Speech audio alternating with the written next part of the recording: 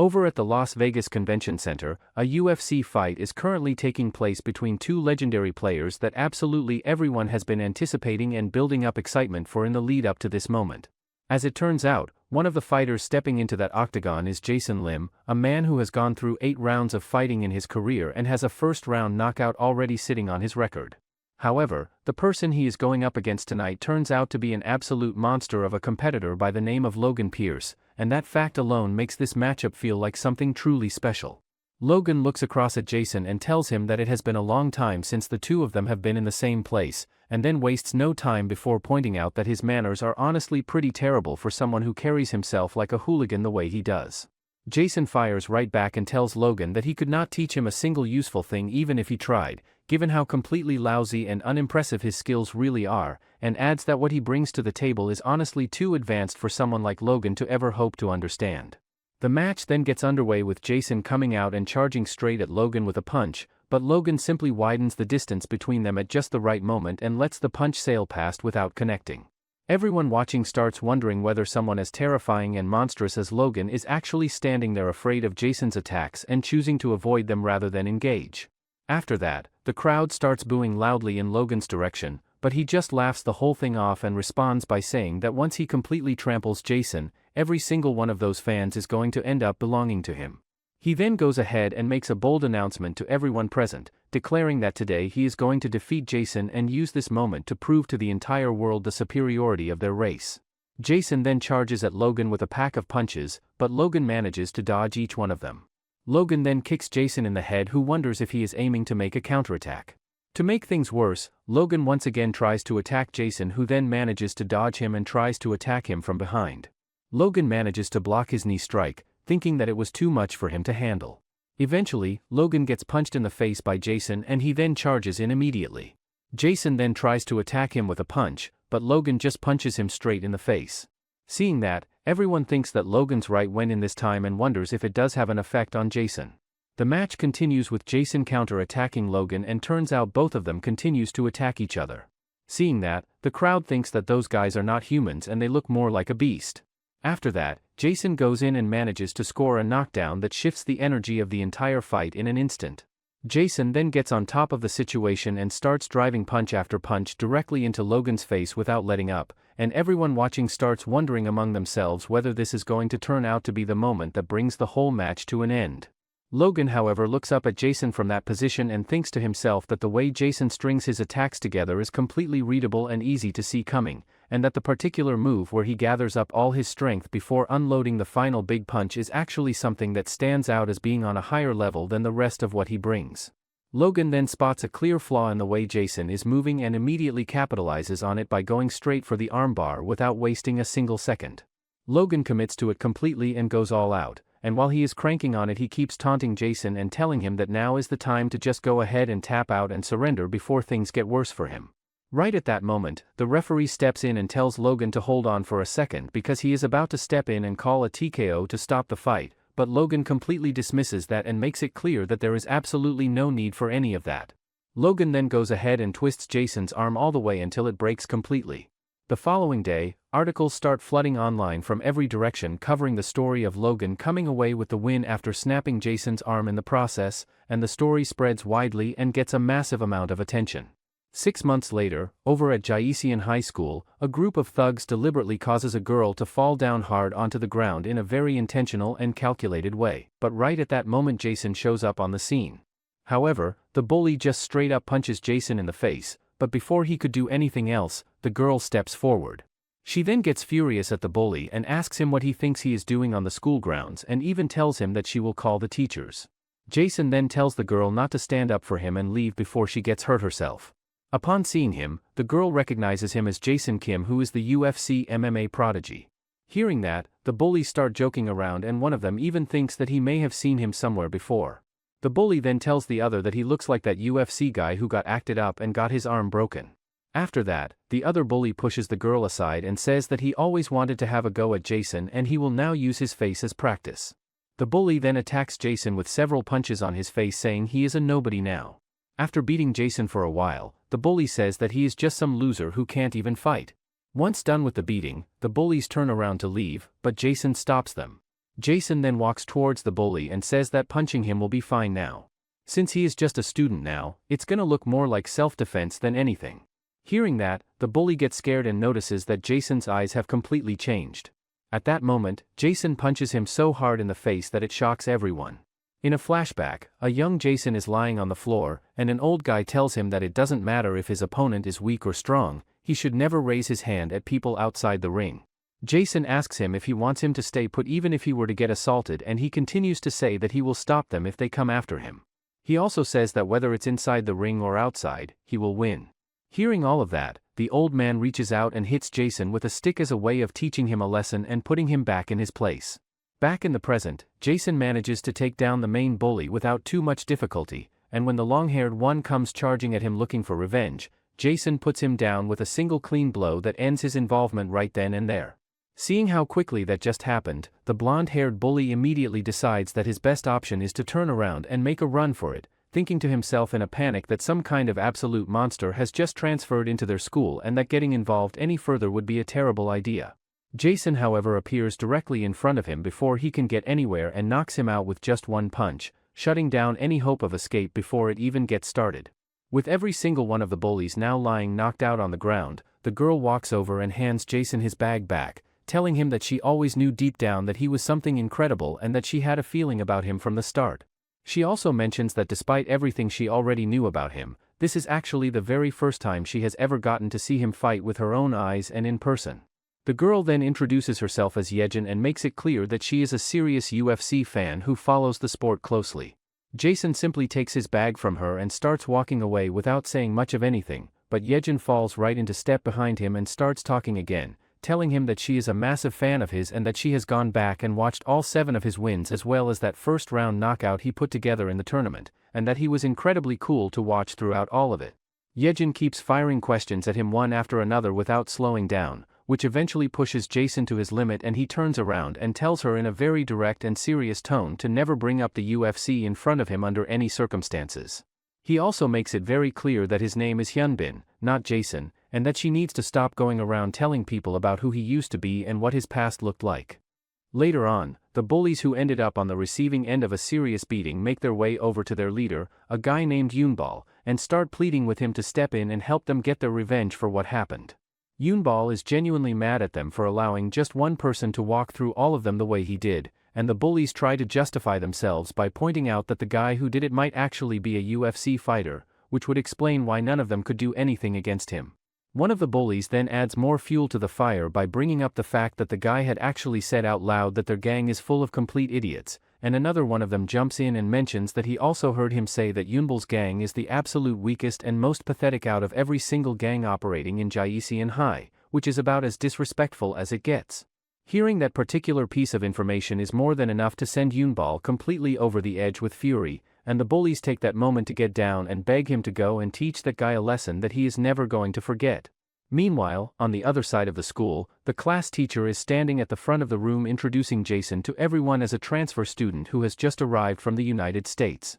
The teacher, along with pretty much every single girl in the classroom, immediately starts acting flirtatious toward him the moment they lay eyes on him, since they all find him incredibly handsome and cannot hide it very well. The teacher then tries to get some conversation going by asking him whether he has any kind of hobby or anything that he genuinely enjoys doing in his free time, but Jason simply responds by saying that he does not have any, leaving the room without much to work with from there. Just then, Yunball and his thugs shows up in the class. The teacher quickly steps forward and yells at Yunball for entering someone else's classroom. However, Yunball grabs the teacher's hand and pushes her to the side, saying she don't even know her place. The teacher then hits the blackboard and ends up falling on the ground. Jason then tells the guy that he is really a trash can for assaulting a teacher, and now he shouldn't think that he could get away with this. Yunball then waves off any concern about the teacher getting involved by telling Jason that it does not matter what she does or says, because the same goes for the principal as well, and he even drops the information that the chief director of the entire school happens to be his uncle,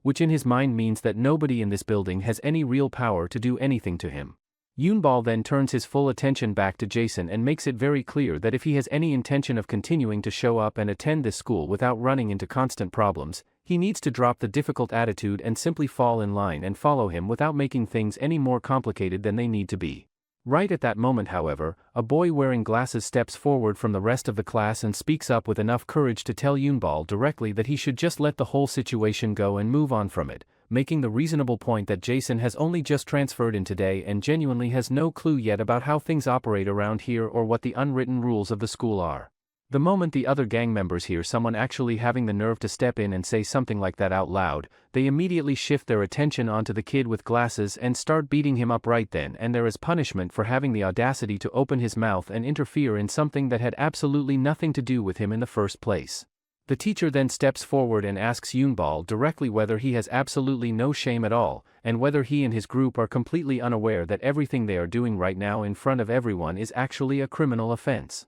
He then starts throwing a series of highly inappropriate questions at the teacher one after another, which pushes her far enough over the edge that she reaches out and grabs Yunball firmly by a very sensitive area in a way that makes her point crystal clear. After that, the entire class erupts into laughter at Yunball's expense, and the fact that everyone is sitting there laughing at him only makes him even more furious and embarrassed than he already was. After that, Yunball tries to kick the teacher, but Jason steps in and blocks the kick. Jason then asks Yunball if he wants to have a round of fighting with him and tells him to inform him the location as he will play with him after class. Yunball thinks that Jason is just playing a hero right now. He then asks Jason for his name, who then introduces himself as Hyunbin. Hearing that, Yunball thinks that it's just a lousy name and tells Jason to come to the mountain behind after school. Before leaving, he even warns him not to think about running away. Jason then helps the teacher stand, who then shouts at Jason not to go there no matter what. However, Jason replies that he doesn't intend to, but they can do anything to the director's nephew.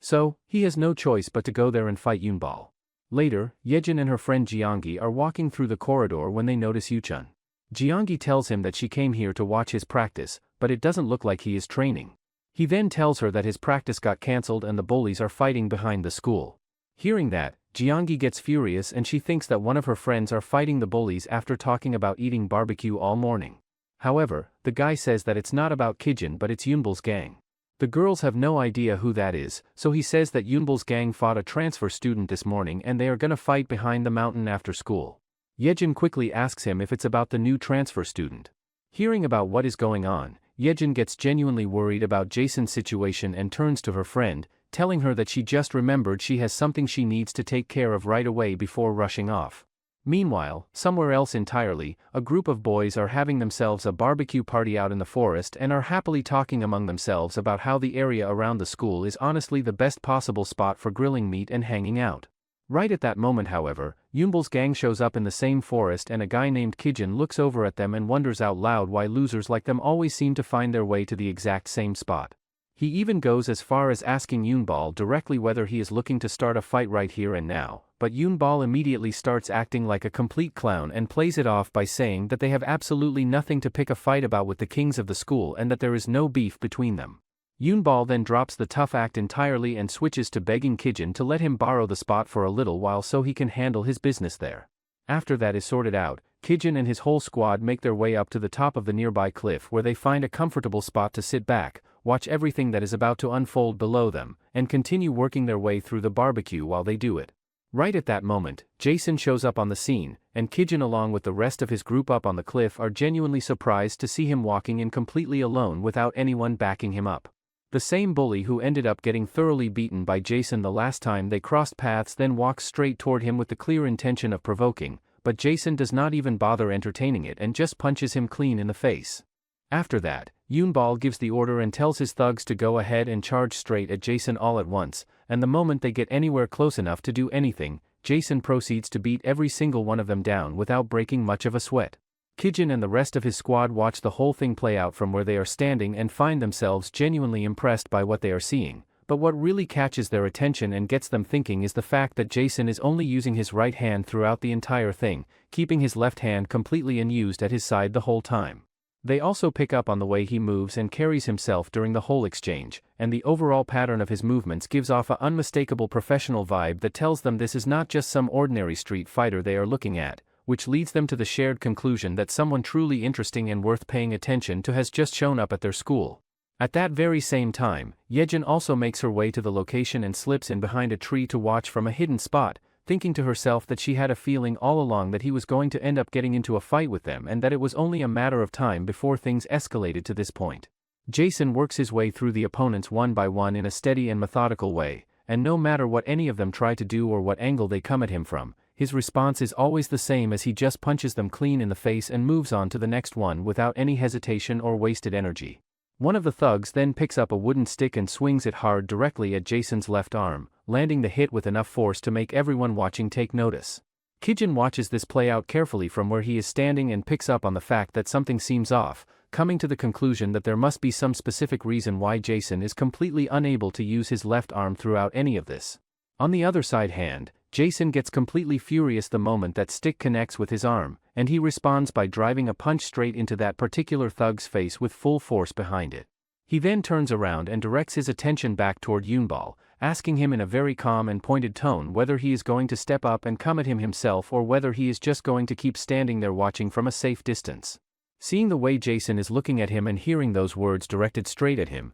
Yunball gets genuinely scared and quickly turns to the person standing next to him, telling him not to just stand there doing nothing and to get in there and finish Jason off already. The heavy-set guy in the group then takes that as his cue and comes running straight at Jason with a punch loaded up and ready to go, but before he can land anything he ends up getting knocked out cold himself before he even gets close enough to do any damage. After that, Yunball comes running toward Jason, but instead of trying to attack him or do anything aggressive, he drops straight down to his knees right in front of him and starts apologizing to him in a way that makes it very clear he wants no more trouble. Right at that moment, Kijin walks over and speaks up, saying that he has honestly never come across a fight that he found as genuinely interesting and captivating as what he just witnessed, and he goes ahead and introduces himself as a member of the Jaisian squad. Jason, however, does not bother giving him any kind of response and just stands there quietly, so Kijin continues and clarifies that he is not here looking for a fight and that he simply happened to be watching everything play out from his spot up on the hill.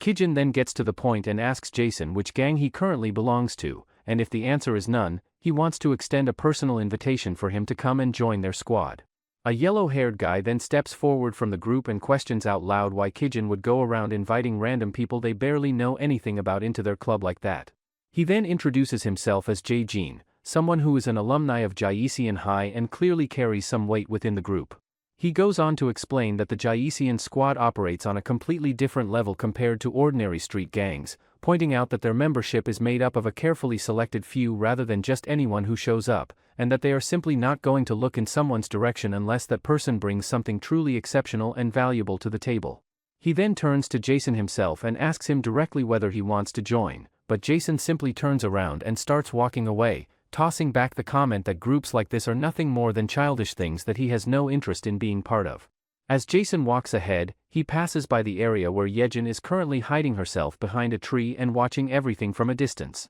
She quickly tucks herself in tighter and tries to stay out of sight. She then notices that there is actually another person nearby who has also been secretly spying on the whole fight from their own hiding spot. As it turns out, that other person watching from the shadows is none other than the class teacher from Class 5. Meanwhile, Kijin and his squad think that it was a flat refusal. Jae-jin then tells Kijin that he walked away because he treated him like trash and says that it looked so uncool. After that, both continues to argue that how it's their fault that he walked away and they can't do anything about it. On the other hand, Yunball starts crying loudly that Jason rejected the Jaisian squad for their sake. The next day, Jason arrives at the school, and he gets surprised to see that all the thugs that got beaten up yesterday are showing respect to him. Yunball then appears out of nowhere and makes a grand declaration that from this point forward, every single word he says is to be treated as law by everyone around him. Right at that moment, however, the teacher shows up and demands to know why there is a whole group of students gathered out here in the first place. Yunball responds by referring to the teacher using a completely inappropriate and disrespectful name that catches her completely off guard and makes her freak out on the spot,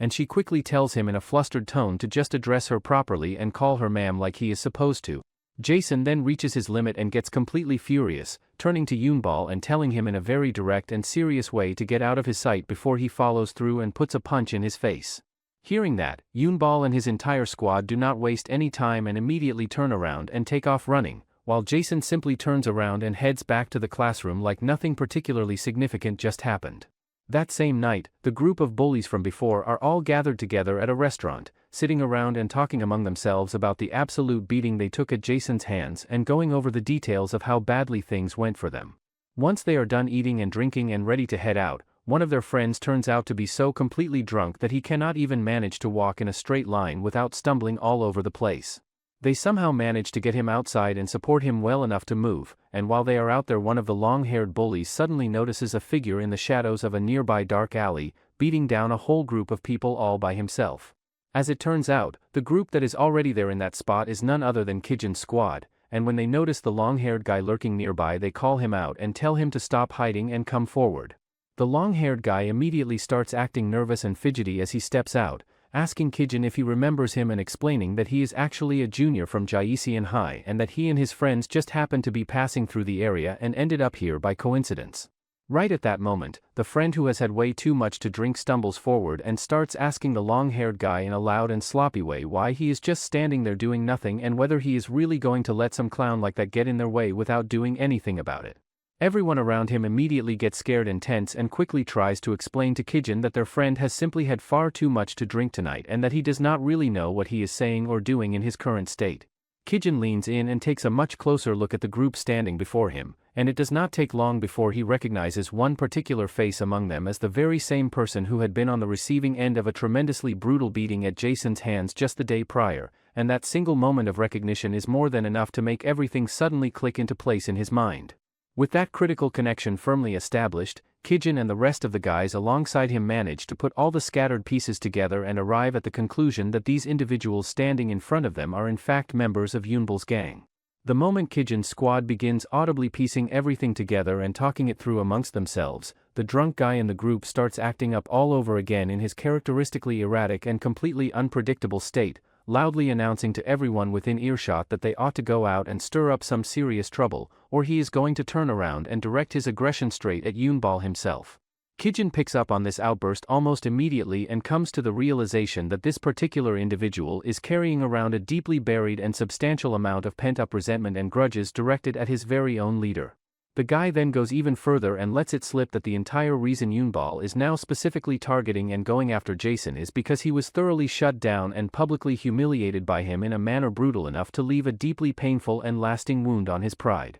He also says that he hasn't shown up in school either and he will not allow this. The long-haired guy then apologizes on his behalf and says that he always blabbers nonsense when he drinks and asks Kijin to let this slide for once. Kijin then asks Jae-jin what they should do and he says that they should let them go home because it's getting late. Later, Kijin tells his squad that it's absurd and he can't believe that they tried to ambush them from behind. They also talks about how the attackers tried to attack them third time today and they were even doubled. Kijin then asks his team if they should declare an all-out war. Jae-jin however steps in and points out that they are outnumbered in this situation, and that the other team might just be a bunch of rabble with no real skill or discipline behind them, but that nothing good is realistically going to come out of getting into a fight with them regardless of how it turns out. He then shifts the conversation and asks how many people they could actually pull together if things did escalate, and Kijin responds by saying that all they would really need is a single person, and that person is Kijin himself. One of the other guys then weighs in and says that someone as genuinely capable and talented as Kijin is an incredibly rare find,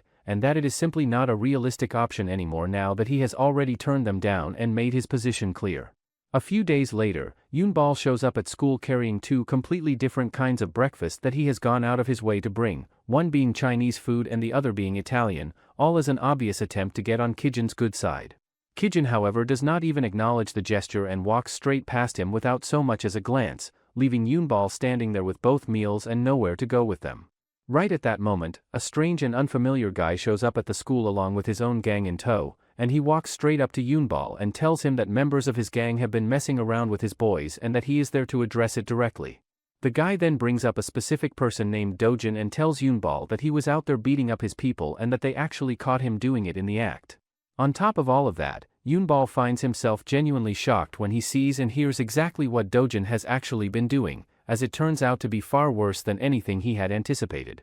Dojin then apologizes to Yunball, explaining that he genuinely thought both he and Jason would want this. Yunball gets furious and tells him that he really messed up by throwing their boss's name around like that. Dojin tries to explain himself, saying that Yunball was the one who said they would serve Jason as their new boss, so he just tried to recruit some guys using their new boss's name. The guy from the other team then tells Yunball that this is a clear violation of their rules and that someone needs to take responsibility for it. Instead of getting even more furious, Yunball surprisingly turns to Dojin and tells him that he actually did a good job. He then says that he thought it was something serious, but at the end of the day it was just the other team's own guys falling for their new boss's charm and wanting to join them. Hearing that, the other team's leader starts mocking Yunball, saying he lost his whole gang overnight and is now serving someone else as his new head. He also says that if he had known Yunball's gang were such lowlifes he would have dealt with them a long time ago. The guy then makes fun of Jason's name as well, and that is what finally pushes Yunball over the edge as he grabs the guy by the collar and tells him to say that one more time. After that, the whole squad steps forward together and start moving in to cause trouble. The guy then tells Yunball that he better let go of him right now, and Yunball releases his grip and turns away, saying he is only going to let this one slide a single time and that there will not be a second chance. The guy then says that if Jason's name alone is enough to make people switch gangs just like that, then Jason should come out and apologize to them himself. Yunball gets furious at that and tries to go after him, but Dojin jumps in and holds him back, telling him that he will personally take responsibility for the whole mess. Yunball tells him to get his hands off of him and asks how any of this is even his fault to begin with. He then turns back to the other guy and starts shouting at him, making it very clear that Jason is not coming to apologize to anyone. Before walking away, the guy tells Yunball not to waste any time and to meet him at the storage room during lunch break to settle things properly. He also throws out that if Jason manages to get a hold of their gang, the Doxa gang, then he will personally serve him as their new head. Meanwhile, on the other side of the school, Jason is sitting quietly in class reading through his textbook,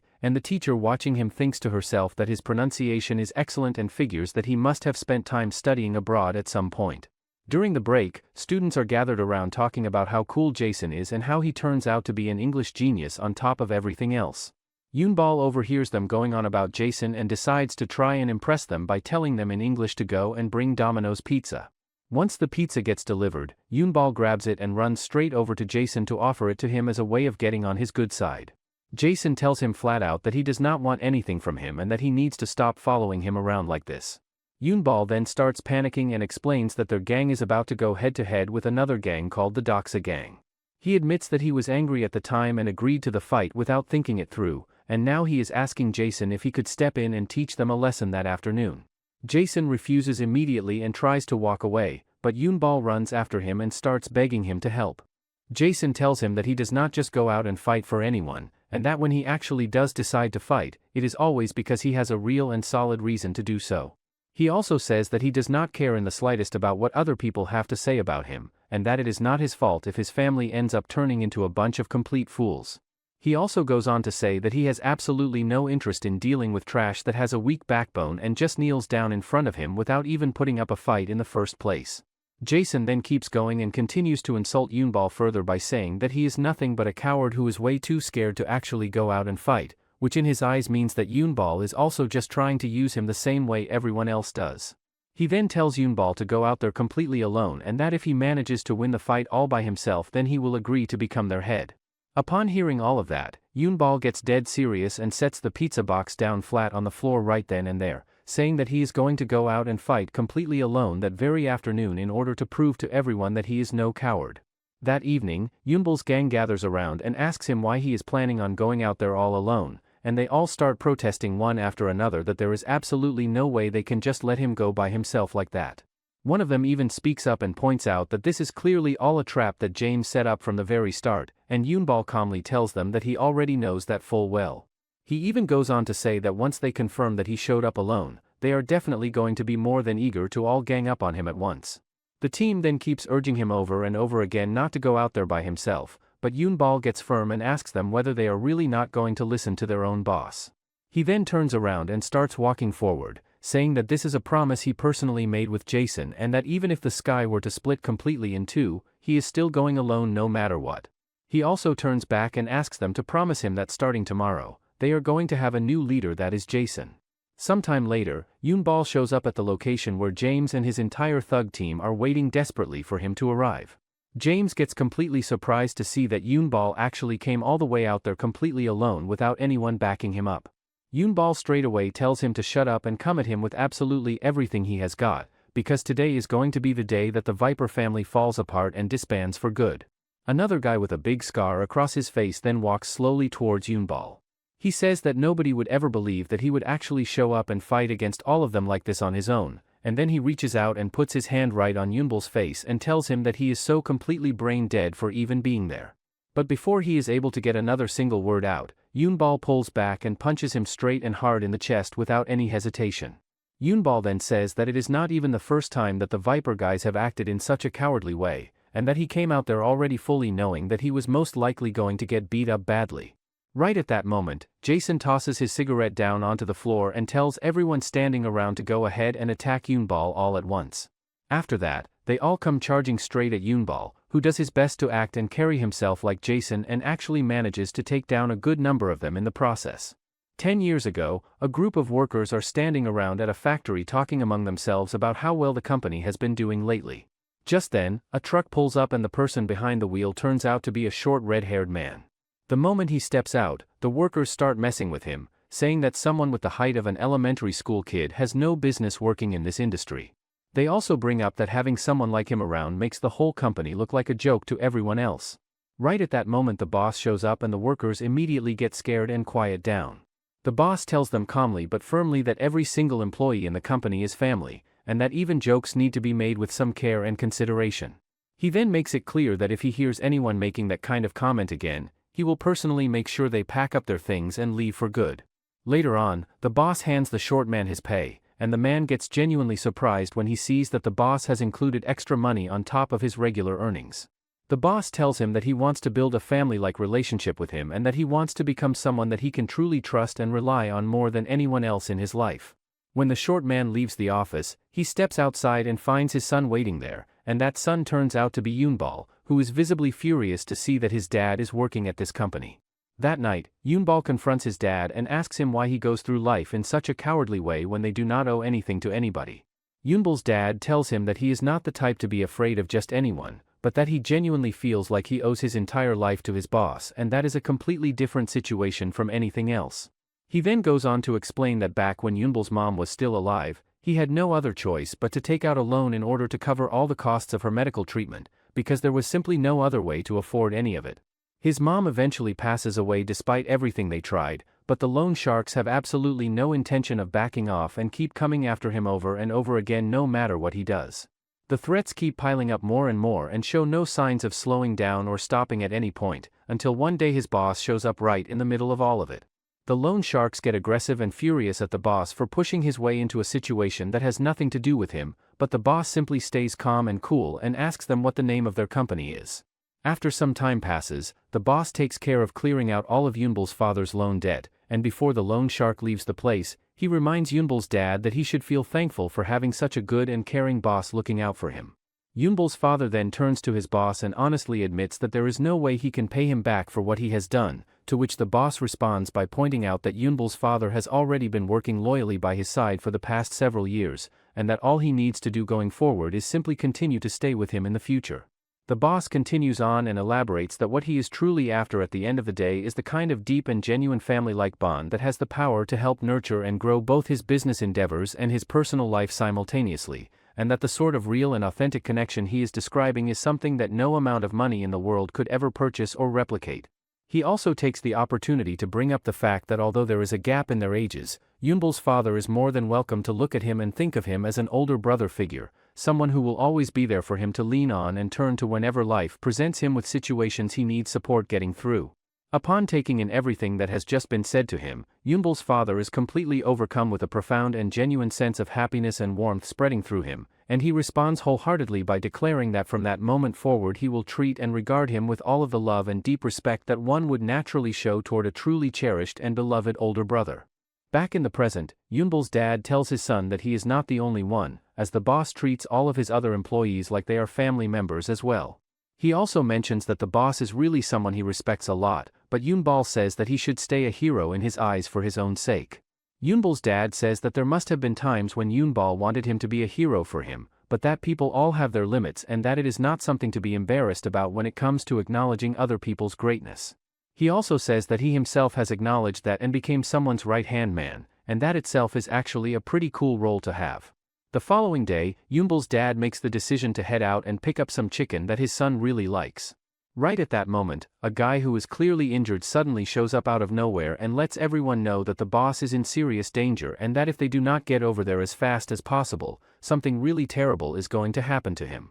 The injured guy then goes on to fill everyone in by explaining that as they all already know, the boss had recently gone ahead and purchased a warehouse over in Bangxiandong together with Hyungtong Logistics not too long ago, and that he had agreed to split the total cost straight down the middle with the boss. The people from Hyungtong kept walking right over onto their side of the property over and over again without showing any respect for the boundary line that had been set between them. He then tells them that he went there earlier that day, and that those guys had brought gangsters along with them and threatened them to give up their rights to use the warehouse, so he managed to escape and run away, but the boss is still stuck there with no way out. All of the employees then get scared and start thinking about the fact that there are gangsters involved, which means they really cannot afford to mess around with any of them. Yunball's dad steps forward and tells them all that the boss is like a family member to every single one of them and that there is not one person standing there who has not received some kind of help from the boss at some point. The employees think to themselves that just because he helped them a few times does not mean that it is worth putting their own lives on the line and taking such a huge risk.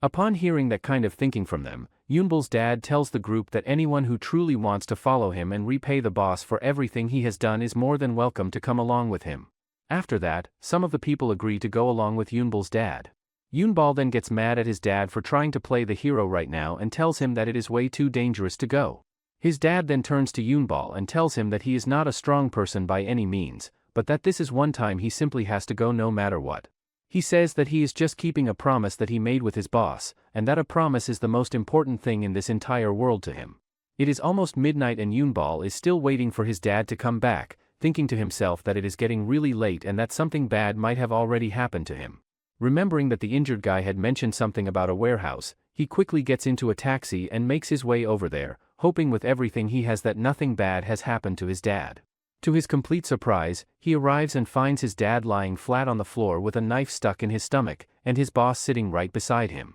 Yunball's dad then asks his son why he is there, but Yunball is too much in shock and not in any state of mind to respond to anything at all. The boss explains that those gangsters went after his leg first, and that after that they went after his life as well. He also says that the moment Yunball's father saw what was happening, he stepped right in and took the attack on himself to protect him. Yunball then asks where all the other people who came along ended up going, to which the boss explains that they all turned around and ran away the moment the gangsters said something that scared them off. Yunball's dad then pulls his son in and hugs him for the very last time and asks him with whatever strength he has left whether he seems like a hero to him this time around. Yunball breaks down in tears and tells his dad that he is without a doubt his all-time absolute favorite hero in the whole entire world, and just before he passes away, Yunball's dad turns his head towards his boss and asks him to please look after Yunball and take good care of him once he is no longer around. The boss makes the promise that he will raise Yunball and treats him exactly as if he was his very own son, and completely breaks down crying as the words leave his mouth.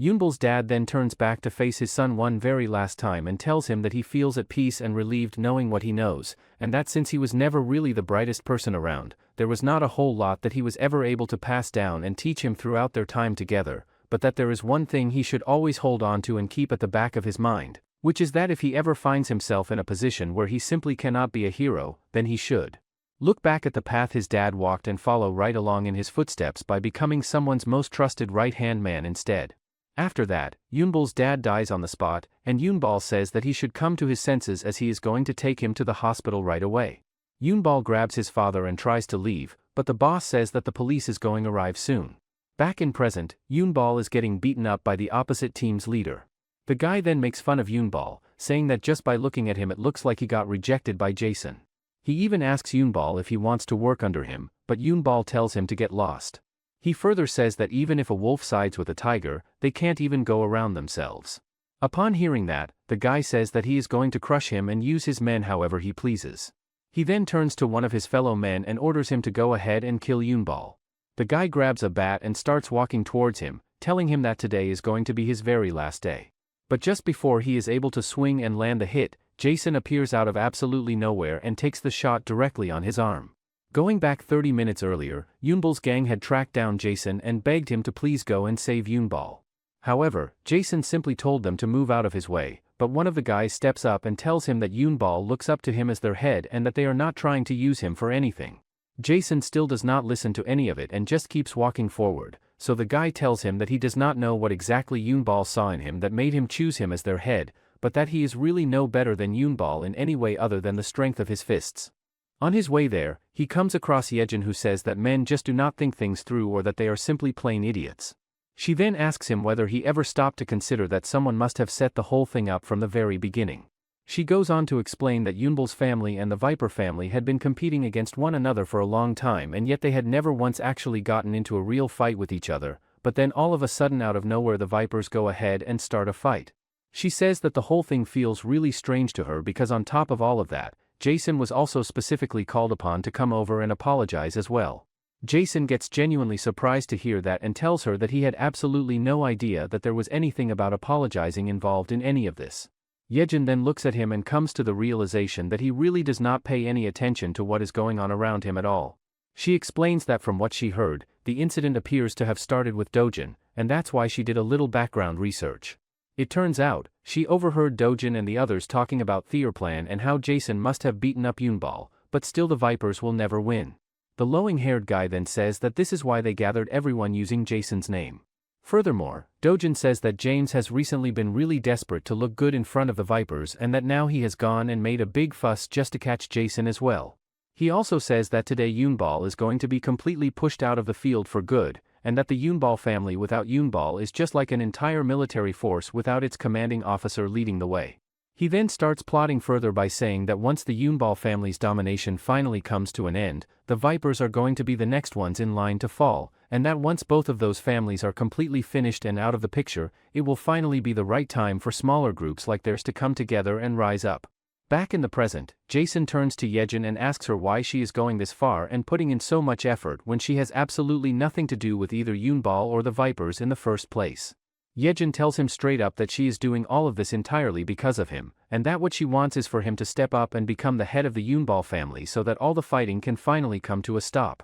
Jason then gets serious and flat out tells her that he only ever fights for himself and nobody else, and that other people's situations and problems are simply not his concern at all. Yejin then says that what teacher Seonkyu said about him turned out to be completely right and goes on to explain that he said he never wants to lay eyes on him ever again because of how arrogant and selfish he is. Upon hearing that, Jason immediately asks her whether she actually knows his teacher personally, but instead of giving him any kind of answer, she simply turns around and walks away. Back in the present, Jason turns to Yunball and tells him that starting from this very moment, he is the head of the family. Just before one of the guys from the other team is able to launch an attack on Jason, a mysterious-looking guy suddenly steps in and stops him right in his tracks. The guy has the kind of look about him that reminds everyone of a Joker, and Yunball quickly warns Jason to be very careful because that is the exact person who originally created the entire Viper family from the ground up. After that, the Joker charges straight at Jason and throws a strike at him, but Jason manages to dodge it without much effort at all.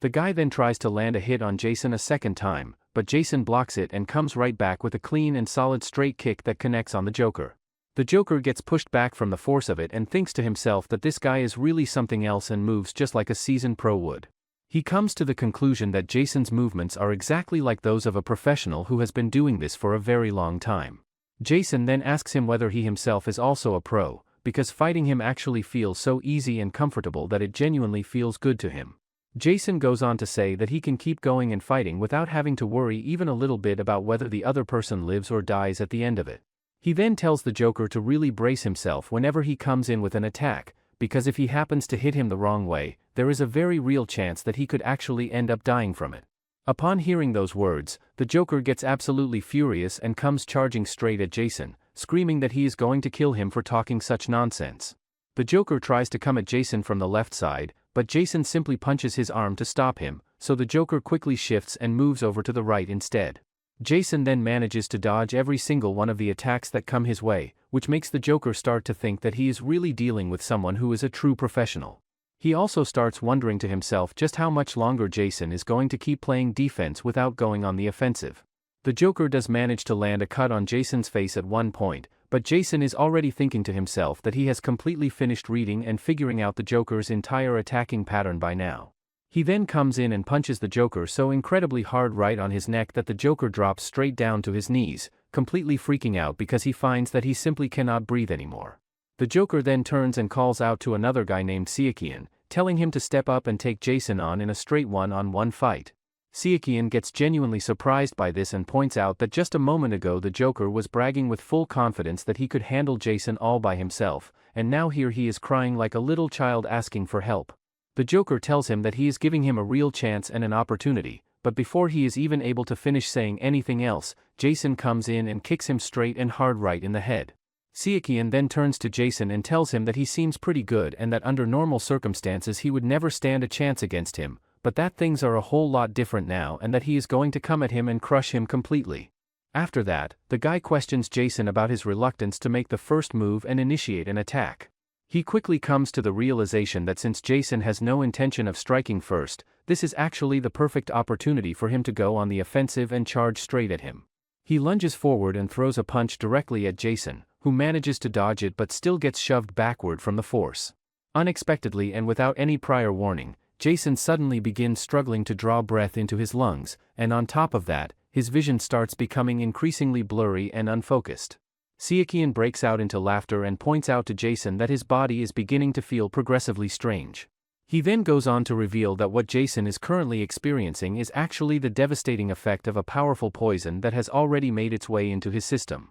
Seokian goes even further to explain that this is precisely the reason their group carries the name Vipers, because the very moment his finger starts to feel that familiar and telltale itch, it is already far too late and completely over for whatever opponent happens to be standing across from him. He additionally warns Jason that every single movement he makes from that point forward will only cause the poison to circulate and spread throughout his body at a much faster and more dangerous rate, meaning he would be making an incredibly grave mistake if he dared to keep moving around carelessly without thinking about the consequences. Without wasting another second, he charges straight at Jason and lands a punch that causes him a significantly greater amount of pain than anything before it. Despite everything that Jason is going through in that moment, Seokian still finds himself genuinely taken aback by the fact that Jason is somehow still managing to track and follow the movement of his fist through all of this. He keeps pressing forward with his relentless assault, throwing attack after attack at Jason, who is finding it more and more difficult to keep up with blocking and defending against the overwhelming and continuous stream of hits being directed at him. Seokian then drives a powerful punch straight into Jason's face and immediately follows it up with a second devastating one that sends Jason crashing hard into the wall behind him. Seokian then brings up something that has been sitting on his mind, pointing out that he noticed Jason never once used his left arm during their encounter the previous day and made absolutely no effort to defend with it either. He starts piecing things together and arrives at the conclusion that this could very well be a significant weakness, figuring that Jason must have picked up some kind of injury to that arm at some point. He decides to put this theory to the test by launching a kick aimed directly at Jason's left arm, though Jason manages to shift out of the way just in time using his leg. Shortly after, Seokian drives a devastating blow straight into Jason's chest that brings him crashing down to his knees. A sense of confirmation washes over Seokian as he realizes things are playing out exactly the way he had expected, and that the left arm is without a doubt his critical weakness. Right at that moment, Yunball suddenly bursts onto the scene and forcefully shoves Seokian down to the ground. He immediately tries to follow up with a punch, but Seokian quickly dodges it and traps Yunball's head firmly between his legs. After knocking Yunball down to the ground, Seokian declares with full confidence that he is going to bring this fight to an end right then and there. Just at that moment, Jason speaks up and states that as far as he is concerned, the fight has not even truly begun yet. The match then continues, and Seokian proceeds to beat Jason with a level of brutality that leaves absolutely everyone watching completely shocked and at a loss for words. Seokian keeps throwing hit after hit at him, remarking that he had been trying to rough him up properly, but it seems like nothing about the situation has really changed at all. Seokian then drives Jason all the way back into the wall and relentlessly unloads a continuous barrage of punches at him, casually comparing the experience to hitting a sandbag. Seokian even launches a powerful uppercut at him that ends up dealing a considerable and significant amount of damage to Jason. The scene then shifts into a flashback, where Jason is shown competing in the ring back in the United States. Even during that particular match, Jason finds himself up against a massively built and heavy-set opponent who is relentlessly and continuously coming at him with attack after attack. Everyone observing the match begins to feel that things are building up toward the climax of the fight. The general belief spreading through the crowd is that Jason had bitten off more than he could chew by challenging someone so far outside of his weight class, and as he continues to take punishment, people start openly wondering whether what they are witnessing is simply the inevitable consequence of his own arrogance. The opposite fighter is hitting Jason, and he keeps getting pushed back without even trying to do something about it. Seeing that, everyone thinks that one wrong move is going to make the situation dangerous. On top of that, this is too much of a one-sided match as Jason is down. Now that Jason is on the floor, he remembers an old man telling him that he is not invincible, and how this is the result of his arrogance. He also adds that he needs to realize that there are taller and much harder to reach mountains in the world. Jason says that it doesn't matter how many mountains are there in the world, he just needs to overcome all of them. Jason then finally gets up those surprises for his opponent. Everyone then takes notice of the fact that Jason has settled into his fighting stance, which makes it immediately clear to all those watching just how deeply determined he truly is. His master then speaks up and tells him that he is not going to get very far in life with that kind of arrogance driving his decisions, to which Jason responds by saying that a moment of crisis exactly this serious is precisely what he needs in order to push himself forward. Back in the present, Seokian demands to know whether Jason is underestimating him and not taking him seriously. Jason's response, however, is to simply break out into laughter, which only succeeds in making Seokian significantly more furious than he already was, and he immediately charges forward at Jason with the full intention of finishing things off once and for all. Jason then bites down hard on his own tongue in order to shock himself back to his senses and regain his focus, and with a newfound and terrifying clarity in his eyes, he declares that he is going to kill Seokian. He then manages to drive a punch with tremendous force directly into Seokian's knuckle and follows it up immediately with a devastating knee strike that connects squarely with his jaw. The impact from that strike is powerful enough to completely fracture Seokian's jawbone, and from that point forward, Jason continues relentlessly breaking various other bones throughout the rest of his body, one after another. After knocking out Seokian dead cold, Jason starts walking towards James, looking like an absolute monster. Seeing him, James starts begging for forgiveness, but instead of hitting him, Jason ends up falling on the ground. When he wakes up, he finds Kijin standing in front of him, saying there's nothing to be alarmed about as this is their house. Kijin then tells him that he were asleep for 3 days straight. Jason then asks him the reason he is here, so Kijin says that he brought him here because he lost consciousness from being poisoned. He also says that his grandfather is a doctor in Oriental medicine, so they brought him here instead of a hospital. Kijin then starts acting like a femboy and says that he heard he fought off Viper by himself and he wants to hear the details. However, Jason suddenly pushes himself off the bed and begins making his way toward the door. Kijin calls after him and points out that he is just going to walk out of there without even bothering to say thank you,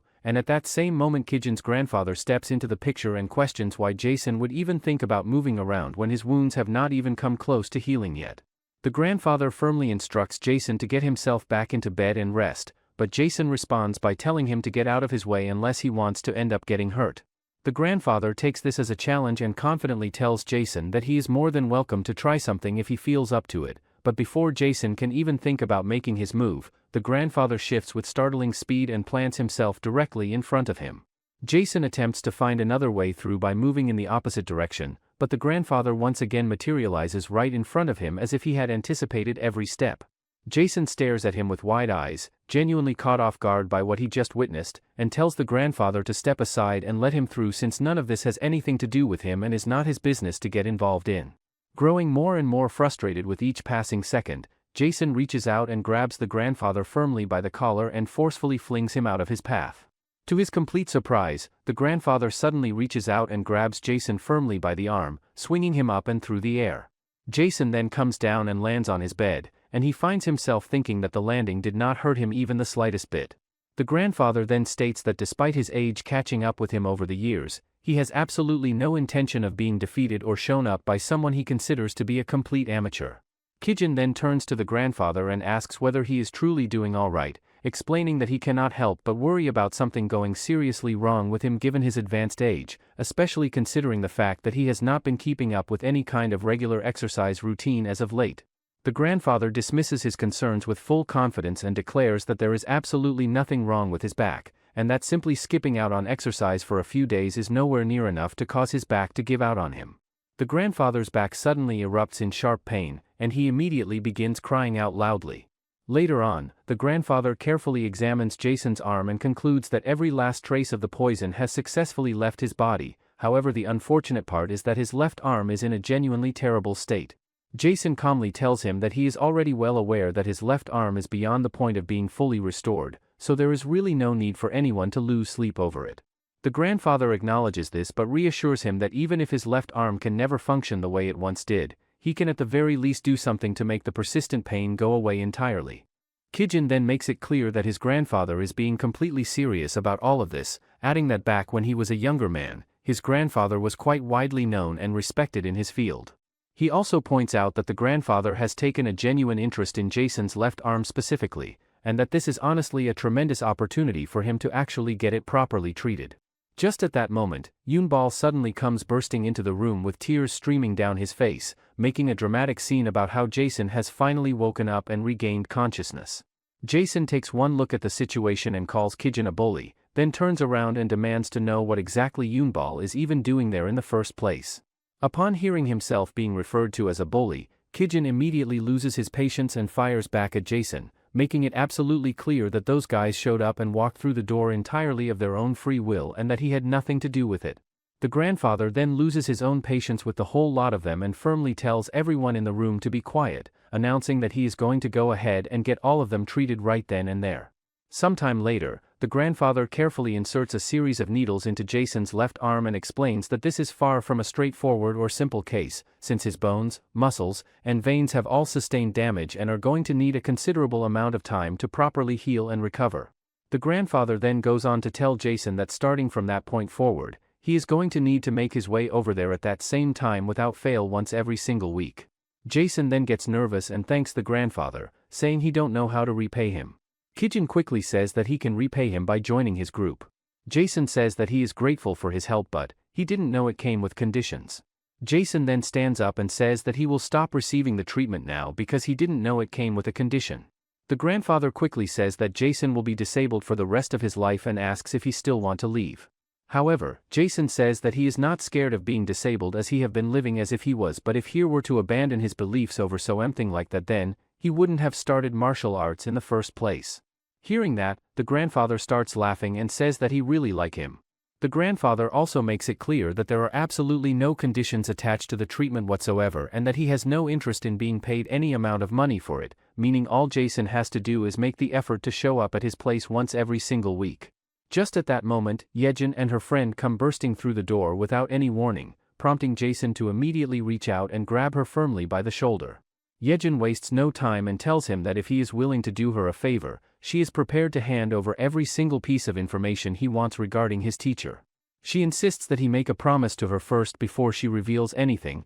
and Jason quickly agrees and makes the promise. However, Yejin then drops the unexpected revelation that she still cannot tell him anything at this point in time, which immediately sends Jason into a state of pure fury. She urges him to settle down and get a grip on himself, explaining that she fully intends to share everything with him when the right moment eventually presents itself. Meanwhile, on the other side of the room, Yunball finds himself completely unable to tear his gaze away from Yejin's friend, utterly captivated by how beautiful he finds her to be. Jason then turns to Yunball and tells him that it is time for them to get going and leave, but Kijin points out that he was the one personally responsible for getting them out of the Viper's warehouse, which means they now owe him a favor in return. Over at Gasean High School, Yunball's uncle storms in and confronts the school head, demanding to know why his nephew has been completely unaccounted for and missing for 3 whole days following his encounter with the director's son. The director calmly tells him to get his temper under control and then turns the situation around by asking whether he is actually suggesting that his son has gone as far as kidnapping his nephew and holding him inside his own house.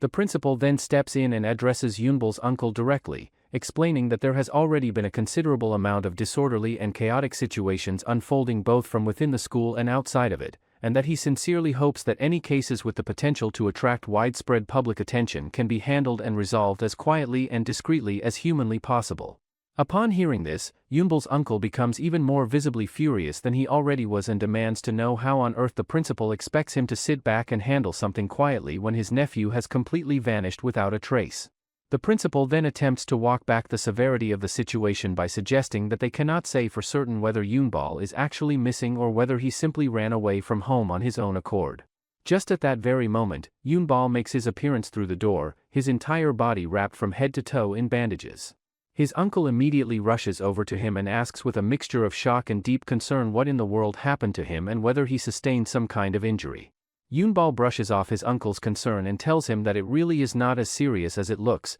explaining that he simply got into a physical altercation with James and a few of the other kids, and that there was absolutely no kidnapping involved in any of it. James's father then rises up from his seat and calmly expresses his hope that Yunball's uncle will manage to keep himself from going overboard and blowing things out of proportion in the future. He also makes a point of mentioning that he fully intends to sit James down and give him a firm and serious warning regarding the whole incident. Yunball's uncle, however, is having absolutely none of it and makes it crystal clear that he has no intention of simply letting this particular incident slide by without any real consequences, regardless of whatever warning James's father plans to deliver. James's father then shifts the tone of the conversation entirely by asking Yunball's uncle in a pointed and loaded manner whether he has somehow managed to forget exactly how it came to be that he has been confined to a wheelchair for the better part of the last 10 years. Yunball then turns to his uncle with a deeply troubled and confused expression on his face and asks him why that man would say something like that in such a meaningful and deliberate way. He goes even further and asks whether any of this has some kind of connection to the people who were responsible for taking his father's life.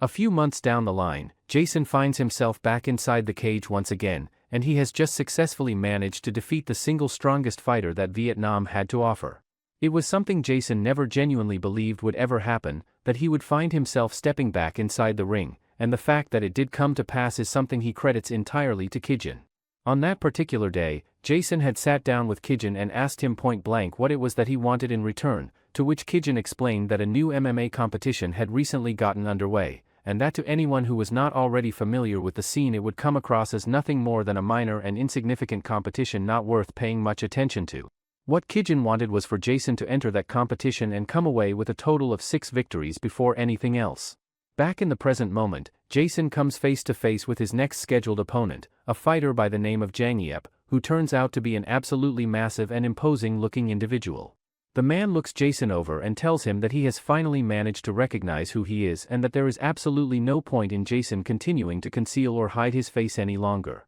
He then goes on to tell Jason that the entire reason he finds himself standing there in that competition in the first place is directly because of the fact that Jason had previously defeated him at some point before. Shortly after that, Jang Yep launches himself forward and makes a dash directly at Jason in an attempt to grab and catch him, but Jason simply shifts one step backward and slips cleanly out of his reach. Jason then fires a straight punch directly at Jang Yep, who dismisses it entirely and thinks to himself that Jason's punches always feel like nothing more than a light and insignificant tickle. Jang Yep then does his absolute best to fire back with a series of counter punches of his own, but Jason manages to successfully dodge and evade every single one of them without taking any real damage. Jang Yep then turns to mocking Jason openly, pointing out with a smirk that he cannot even bring himself to use his left arm during the fight. Right at that moment, Jang Yep attempts to take Jason completely off his feet and bring him down to the ground, but Jason manages to successfully neutralize the attempt by countering it with a ground skill that stops it dead in its tracks. Witnessing that unexpected defensive response, Jang Yep finds himself genuinely confused and comes to the startling realization that Jason must have taken the time to learn and develop his grip technique somewhere along the way since their last encounter. The match then presses forward with Jang Yep throwing himself at Jason once again, this time with an even stronger determination to bring him down to the mat no matter what it takes. Much to everyone's complete surprise, however, Jang Yep suddenly executes a backdrop, revealing in an instant that the entire takedown attempt had been nothing but a cleverly disguised feint all along. The entire crowd immediately erupts into thunderous cheering for Jang Yep, completely captivated by the fact that the backdrop had been pulled off at what seemed like the speed of a lightning bolt. Despite the jarring impact of landing from such a powerful move, Jason refuses to stay down and fights with everything he has to get back onto his feet, because he is far from the kind of opponent who simply gives up and accepts defeat. He pushes himself upright with a swiftness and composure that makes it look almost as though he had not just absorbed a tremendously powerful blow only moments before.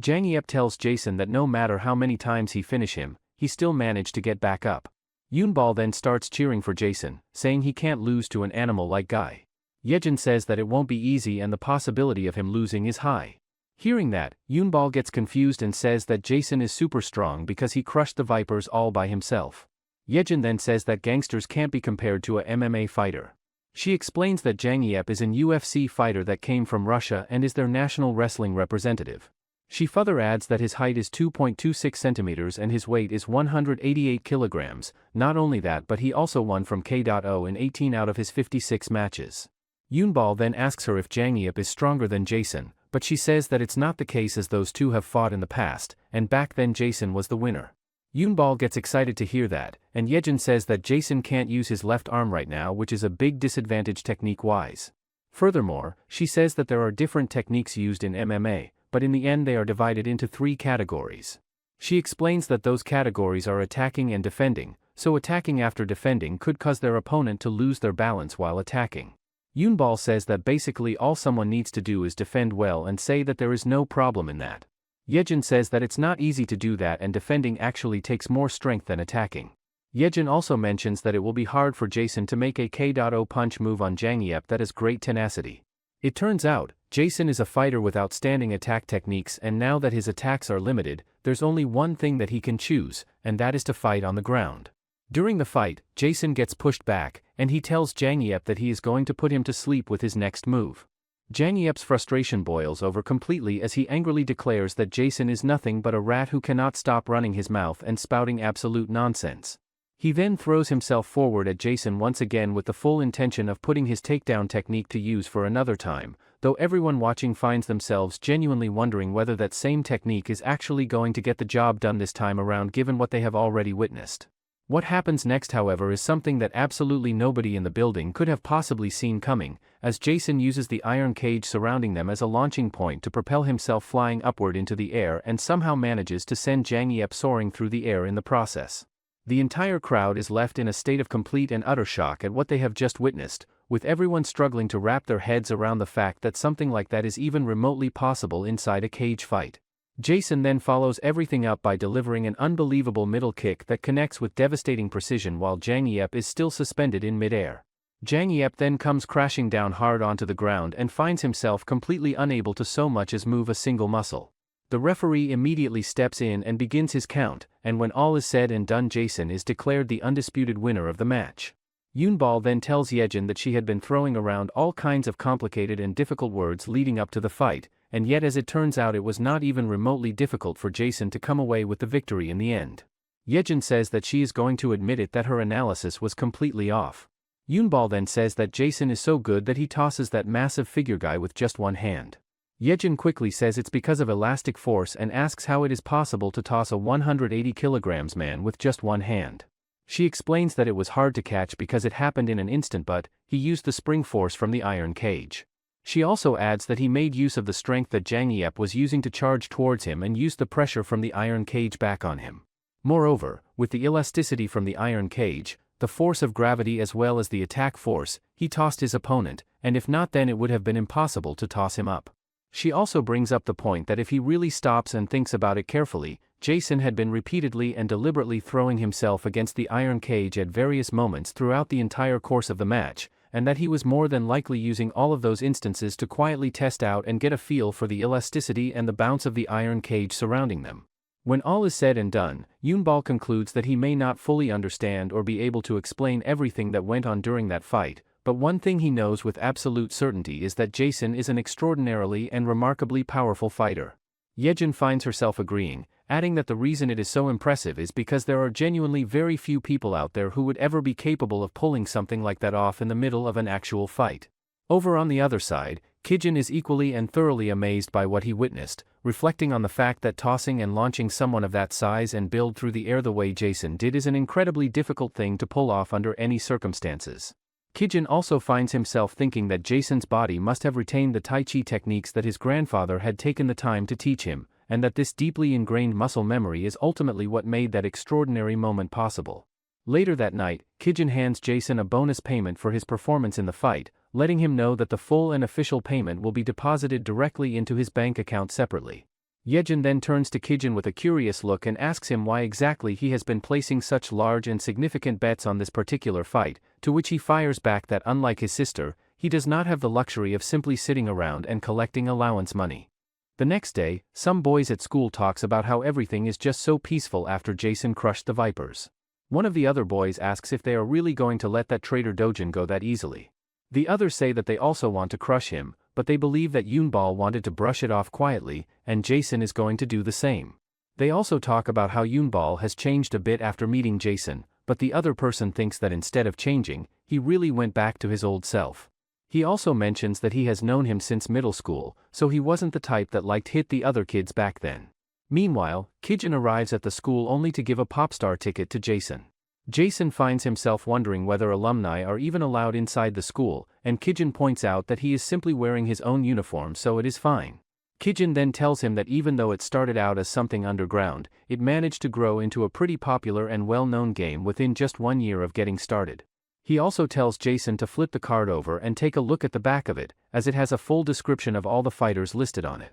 When Jason turns the card around and reads what is on it, he gets genuinely surprised to find that there is a whole bunch of fighters listed on there, including himself among them. Kijin tells him that he is also strong, but that there are not going to be any easy opponents in this thing at all, so he is going to have to at the very least get himself up to Jang Yep's level if he wants to have a real shot. Kijin then goes on to say that he already explained all of this the last time they talked, but that the rules are pretty straightforward and simple, explaining that it is not considered a foul at all if anyone decides to use a weapon or a glove during the fight. He also explains that there are 8 tournaments in total, so all Jason has to do is come out on top and win 3 of them. However, Jason completely skips over all of that and straight away asks him why his name looks different and changed in the list, to which Kijin simply tells him that he went ahead and made up a brand new name for him. Furthermore, Kijin informs Jason that they are going to be kicking things off starting that very weekend, and that they are going to need to pay particularly close and careful attention to analyzing the matches of both Leiden and Hona in great detail. He then whispers directly to Jason, making it absolutely clear that he should not breathe a single word about the tournament schedule to either Yejin or his sister under any circumstances. Right at that moment, however, Yejin suddenly appears out of nowhere and immediately asks the two of them with a suspicious look on her face whether they had just been talking about her. Kijin then moves the conversation in an entirely different direction, casually telling her that they had actually been meaning to ask whether she would be interested in joining them for a workout session that coming weekend. Shortly after that exchange, Yejin makes her way over toward Jason and gets unusually close and persistent with him, pressing him to come clean and fill her in on whatever secret things he and Kijin had been quietly discussing between themselves. A few days later, the highly anticipated match between Leiden and Honda finally gets underway, and from the very first moment it becomes clear that the two fighters are going head-to-head with their pride firmly on the line. As things unfold, fighter Leiden puts on a genuinely commanding performance, working Honda over with a wide array of techniques that demonstrate a high level of skill. Taking all of this in from where he is watching, Kijin turns to Jason and asks him what kind of technique or skill he thinks Leiden is going to pull out next by making his way to the fence again. Jason looks on for a moment and then responds by saying that it does not particularly strike him as a match worth attaching too much importance to. After that, Leiden jumps directly and aggressively straight at Honda, and everyone in the crowd starts wondering how Honda is possibly going to defend himself against that kind of attack. But just before Leiden is able to land the hit, Honda spins around completely in mid-air and moves in a way that goes against the force of gravity itself, which completely catches everyone off guard and surprises the whole crowd. Kijin gets visibly surprised watching that unfold and says out loud that Honda is actually planning to take the whole thing head-on and defend purely with brute strength alone. Eventually, after everything plays out, Leiden gets knocked down to the ground, and Honda becomes the very first fighter to secure a ticket and move on to the next round out of all 4 of the tournaments going on. The crowd then absolutely erupts and starts cheering non-stop without showing any signs of letting up. After some time passes, the second tournament gets underway, and it features an old Muay Thai champion who comes all the way from Thailand, going by the name Higashi. She is set to go up against a fighter who keeps her face completely hidden behind a mask, and that fighter goes by the name Alibu. The match gets off to a shocking start as Higashi comes straight toward Alibu and opens things up with a knee strike that catches absolutely everyone in the audience completely off guard. The entire crowd finds themselves thinking that the moment the tournament got underway, Higashi wasted absolutely no time and came flying straight out of the gate with a knee kick right from the very first second. Higashi keeps herself constantly moving around the space between them in her continuous effort to work Alibu over, but Alibu refuses to be overwhelmed and fires back at a remarkably fast and relentless pace that matches the intensity being thrown at her. With Higashi now finding herself pushed back on her heels, she gathers herself and charges forward at Alibu once again, but Alibu demonstrates sharp and impressive defensive instincts by managing to slip and dodge every single attack that comes her way.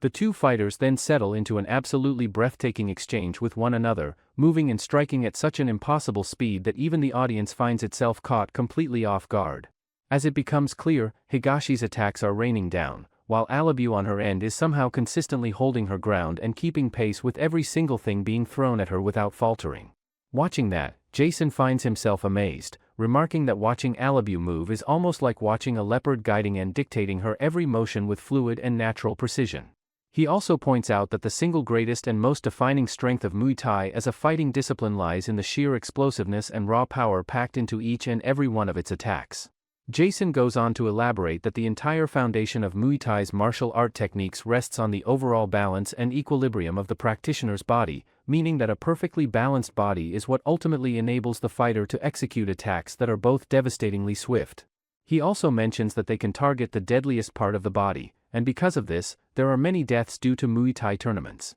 Kijin then asks him if he thinks the Thai fighter is going to win, as he actually bet some money. Jason finds it surprising that the one wearing the mask is at advantage. He explains that from the look of things it seems like she's being held back, but her eyes show no signs of hesitation. That also means that she can still defend the Thai fighter's attacks like it's nothing, and that girl seems to be observing the Muay Thai fighter's rhythm. Higashi throws a punch at Alibu that sends her crashing back hard against the cage, but Alibu quickly comes right back and lands a solid kick straight into Higashi's stomach. Everyone in the crowd gets completely shocked and starts thinking to themselves that what just happened is truly unbelievable. Alibu then follows it up by throwing a rapid and continuous string of punches right at Higashi's face one after another, and Higashi ends up dropping down hard to the ground. Everyone watching comes to the realization that it all happened in an absolute instant, and that Higashi had just received a full knockout hit from Alibu out of nowhere. Seeing all of that play out, Kijin comes to the sinking and painful realization that he has completely lost his bet,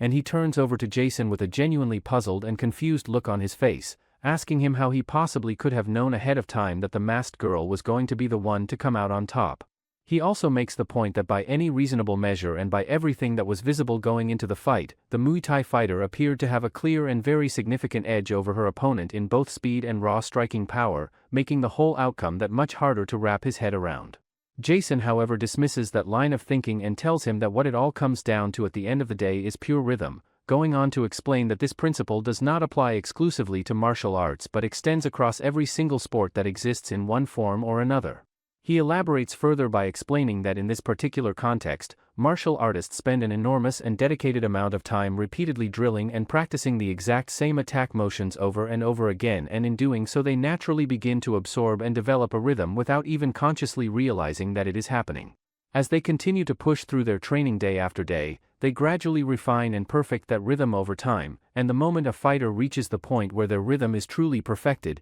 it means that their attacks, their actions, their timing, and every single one of their motions will always remain completely consistent and predictable. Jason then adds that from the very beginning of the match all the way through to the final moment, he could clearly that the masked girl had been carefully reading the Muay Thai fighter's rhythm the entire time. He also says that it's easy to see, but it's not easy to read the rhythm of a champion-level MMA fighter. He also says that when something is coming from the left side, her breathing stops and she noticed that her solar plexus was open. Jason says that the game already ended there, and there probably wasn't a need to do an extra attack. He also says that it's extremely difficult to change the rhythm that their body has once learned before. Sometime later, Yejin and her friend finally make their way to the stadium after what feels like quite a journey, only to be stopped dead in their tracks by the guards stationed at the entrance who flat out refuse to let them through. The guards make their position clear by stating that minors are strictly prohibited from entering the premises under any circumstances. Yejin then turns to her friend Jianggi and tells her to hold on and stay put for a moment, pointing out that her older brother happens to be making his way toward them at that very moment. Jianggi wastes absolutely no time and immediately calls out to Kijin at the top of her lungs, announcing with great satisfaction that she has caught him completely red-handed and that she is going to go straight to their mother and tell her everything. She continues laying into him by shouting that he is out here placing bets while having gone around lying about not receiving any allowance money in the first place. Kijin attempts to smooth the whole situation over by casually explaining that he has recently started seeing someone and that the woman he is dating happens to be quite the big spender when it comes to money. Yejin and Jianggi immediately turn on him and demand that he tell them the name of this woman right then and there, both of them already thoroughly convinced that she must be a gold digger taking advantage of him. Kijin glances around for a quick moment and then points toward a nearby poster, telling them that the woman in question is none other than Tina, a member of a popular girl group. Kijin's sister then completely loses her composure and turns on him with full force, absolutely furious that he had the nerve to keep it from her that he is actually in a relationship with a member of a girl group this entire time.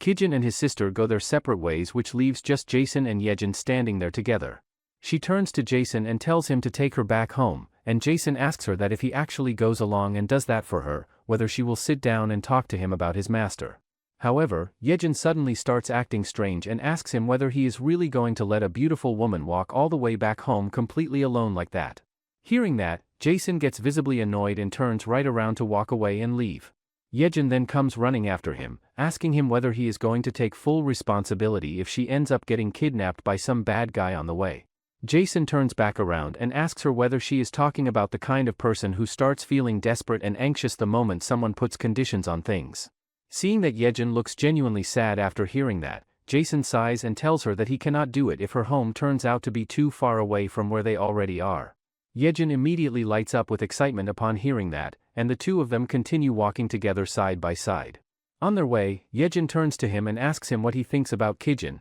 and whether he also finds him a little weird. Jason tells her that he does not find Kijin weird at all, and that she is actually the one who is the weirdest out of everyone. He also tells her to stop putting so much pressure on Kijin all the time and asks her what exactly she is so curious about in the first place. Yejin tells him that she genuinely believes that Kijin is hiding something from them, and that is exactly why she is still so curious and cannot let it go. Right at that moment, a car pulls up and stops nearby and a guy named Dongseong steps out of it, and he appears to already know who Yejin is. He asks her what she is doing out so late at night and offers to drop her off somewhere if she needs a ride. She tells him that he can go ahead and be on his way without worrying about her, but the guy says that there is simply no way he can just leave her out there like that all alone. She then lies and tells him that she actually has a bodyguard right there with her at the moment, and glances over at Jason hoping he will back her up and go along with it. However, Jason completely lets her down and instead tells her to just go ahead and get in the car with that guy since she was looking for someone to take her home anyway.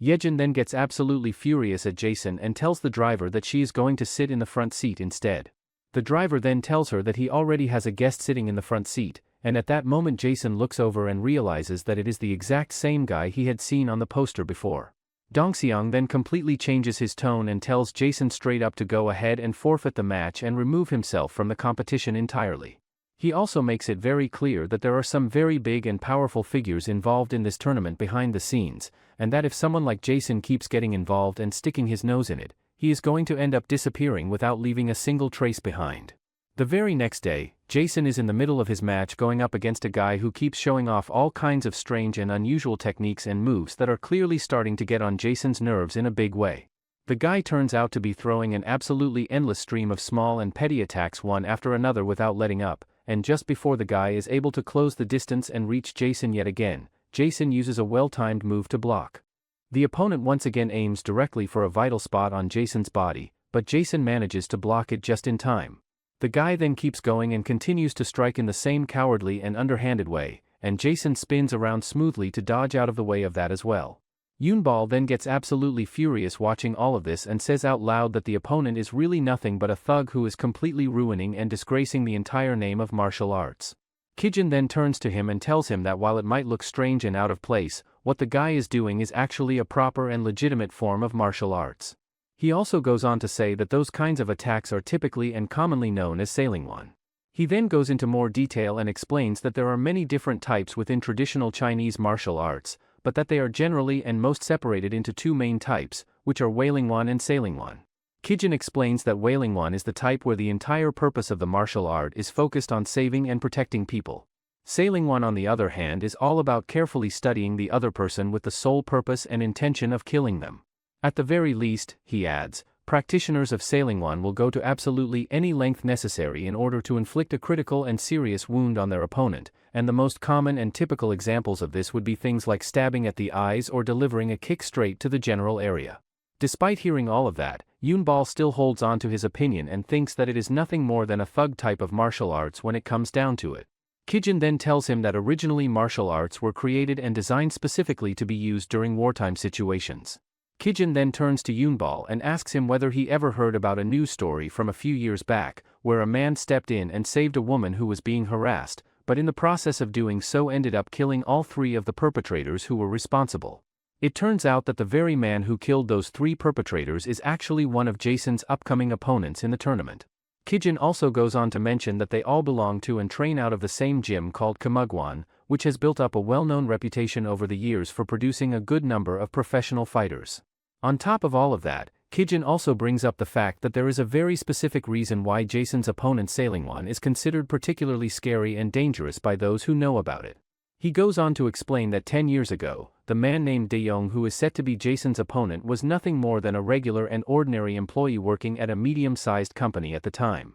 He was genuinely smart, and his hard work and efforts were recognized by the people around him, which led to him becoming an executive at quite a young age. One day, when he came back home from work, he walked in to find the dead bodies of his wife and daughter lying there on the floor, having been brutally stabbed. The murderer was caught not too long after, but he ended up getting out on bail in a very short amount of time because there was someone powerful standing behind him and pulling strings on his behalf. This made De Jong furious, and he quickly resigned from his workplace and then searched across the entire continent in order to track down and find the masters of Sailingwan. During those 3 long years, he pushed himself and worked out as hard as he possibly could every single day and was completely reborn into the person that he is today. Not too long after that, De Jong's disciple stepped in and saved a woman from being harassed on the street but ended up killing the person responsible for it in the process. However, the disciple ended up receiving an extremely heavy set of charges for what he did, while the very person who had gone and killed De Jong's entire family ended up receiving a much lighter punishment in comparison.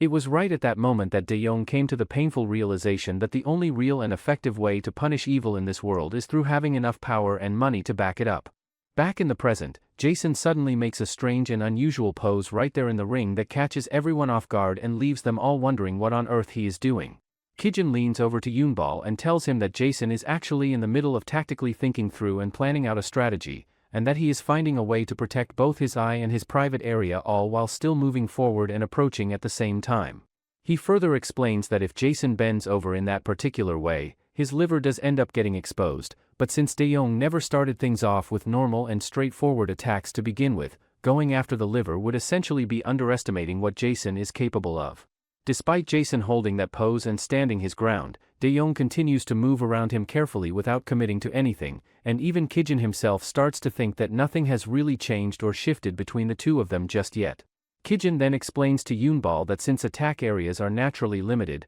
the general range of attack for a fighter standing at around 180 centimeters is calculated to cover approximately 270 degrees all around them, meaning that anyone who steps into that area is putting themselves at serious risk of getting attacked. Jason then moves in towards De Jong from a completely unexpected and unusual position, and Yunball immediately recognizes it because he clearly remembers seeing it somewhere before. In the end, Jason successfully manages to land a clean and solid hit right on De Jong, and follows it up by launching into a series of punches. After that, Jason lands such a devastating hit directly on De Jong's face that it splits open and starts bleeding badly, leaving absolutely everyone watching completely stunned and speechless. Finally, Jason makes it to the finals, and Kijin notices that Yunball is not happy about Jason's victory. Yunball says that he is happy but he doesn't understand how he was able to corner De Jong all of a sudden. Yejin then jumps right in and interrupts by saying that it is because De Jong turned all of his horizontal attacks into vertical ones instead. She explains that by doing so he expanded the attack area significantly, and Yunball asks her whether she is saying that all of that came from that weird pose he kept doing. She continues on and explains that when Jason guarded both his eye and his private area at the same time, he was forced to move horizontally to do so, and the moment he moved that way it became completely impossible for him to launch any kind of attack from his left or right side at all. On top of all of that, De Jong kept deliberately entering into Jason's blind spots over and over again, which made it nearly impossible for Jason to get any kind of clean attack off on him throughout the whole thing. Just then, Jason finishes changing his clothes and comes over to join the rest of them, and Kijin immediately starts acting strange, telling him that he did such an amazing job in that fight. Kijin then quickly notices that Jason must have just arrived and is already focused and looking over at the new match that has just gotten started in the ring. When Kijin himself looks over towards the ring to see what is going on, he gets completely shocked to find that the match had already ended in just 1 minute and 24 seconds flat. The guy who won the match turns out to be the same guy that Jason saw in Dongxiang's car. He realizes that Jason really didn't forfeit the match, so he tells him that he is going to break his arms and legs. Sometime later, the whole group heads outside together, talking amongst themselves about how that guy was carrying himself like he was actually going to win the whole thing without any doubt. Yunball tells Jason to take this opportunity and go ahead and beat him up as hard as he possibly can when the time comes. However, Jason says that he is not so sure about all of that because the guy genuinely looked incredibly strong to him. Kijin also chimes in and says that the guy could very well turn out to be even stronger than Jason, and that they do not even have nearly enough information on him to say anything for certain right now. Kijin goes on to add that the guy's name is Eddie and that he is actually a pretty well-known and respected martial arts fighter back in Japan. He also adds that the simple fact that Eddie managed to twist someone and take them completely down within just 20 seconds flat means that it is genuinely very hard to get any kind of accurate read or estimate on just how skilled and dangerous he really is. The good news, however, is that Eddie is going to be matched up directly against the masked girl in the semifinals, and that during that particular match they are all going to need to pay very close attention and work together to gather as much useful information on him as they possibly can before it is too late. Jason then starts wondering out loud about how exactly they are even going to go about approaching that girl and asking her to help them figure out what Eddie's weaknesses are and what he is most vulnerable to in a fight. Jason then suddenly raises his voice and shouts out loud for the masked girl to just come out from wherever she is hiding already, since she has quite clearly been following the group around and trailing behind them for a pretty long while now, and there is absolutely no point in pretending otherwise. After getting out of the cover, the girl quickly charges at Jason with a kick, but he managed to dodge it, and the girl ends up hitting Yunball. She then turns around and starts throwing blows at Jason, who dodges them all. Jason thinks that it was expected of her as she is fast and her sense of fighting is good. Jason also asks her why she was tailing him, but instead of answering, the girl once again moves to attack Jason. Jason then has completely had enough of her and beats her back so hard that she gets pushed back a good distance, with her thinking to herself that it was exactly what she expected from a UFC fighter of his level. The girl then reaches up and takes off her mask, revealing herself to be Jamie underneath it all. She also casually mentions that her personal hobby is to get into fights with men, especially with people who are exactly like him. Kijin then says that Jamie is unbelievable and asks her why she is out here throwing her fists around out of nowhere like that, pointing out that she was really just supposed to walk up, say hello, and introduce herself like a normal person would. However, Jamie starts acting strange about it and says that she absolutely hates being normal and doing things the way everyone else does. Jason then turns to Kijin and asks him whether he actually knows her personally, and Kijin tells him that their two families kind of know each other to some degree, even though it has honestly been quite a long while since the two of them have actually seen each other face to face. On the other hand, Yunball is lying there in a terrible condition and is desperately asking someone nearby to please help him get back up off the ground. After that, Jamie finds out that Kijin had gone and bet absolutely everything he had on the Thai girl and ended up losing it all. She tells him that it was not even enough to simply underestimate her opponent, and questions why he would ever think for even a second that she was going to lose to another girl. Kijin feels completely embarrassed by the whole thing and comes to the realization that he had totally forgotten just how little common sense Jamie actually has. Jamie then starts mocking him without holding back, pointing out that he does not even have any money left to his name anymore, and she also starts pretending that the two of them are married and asks him in a teasing way whether their house is doing okay. Kijin then gets visibly annoyed by all of it and fires back by saying that she lays eyes on one handsome man and immediately falls head over heels in love just like that. Setting all of that aside, Kijin then turns to her and asks her how she ended up entering the competition in the first place, and tells her that he was genuinely so caught off guard and surprised the first time he actually saw her there. Jamie thinks to herself that it is actually a pretty good question, and rather than answering it herself, she turns it right back around and asks all of them how they ended up getting involved in the competition to begin with. Kijin then tells her straight up that the only reason they got involved and participated was simply because they were looking to earn some money, and that apart from that they really do not know anything particularly special about the whole thing.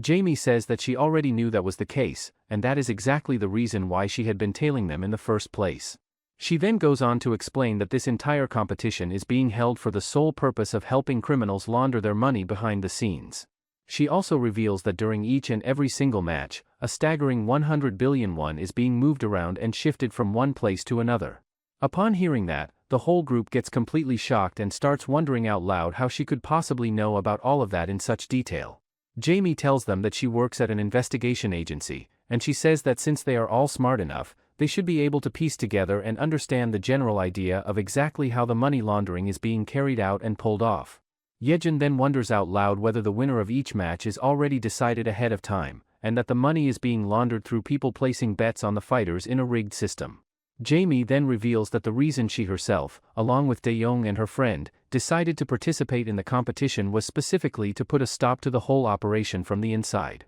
Jamie also adds that on top of all of that, she needed to confirm and find out for herself exactly why Jason chose to get involved and enter this competition in the first place, and that is the main reason why she had been following the group around this whole time. She also reveals that this year's competition is run by an organization called the Red Clown Union, and there are more than 100 unsolved murders related to this organization. Jamie also tells Jason to forfeit from the competition as he should not be taking part in with his own identity. However, Jason tells her that he is not going to leave the tournament because when he made up his mind to be a fighter, he has already given up on his life. Before leaving, Jamie asks Jason on a date but gets rejected. On their way back, Jasona asks Yejin if she is feeling about the man that sat in front of her when she went home last night. Yejin gets surprised to hear that Jason also saw that man. Yejin says that she knew that Dongseong was involved in several businesses with her family, and now she has bad thoughts about all this.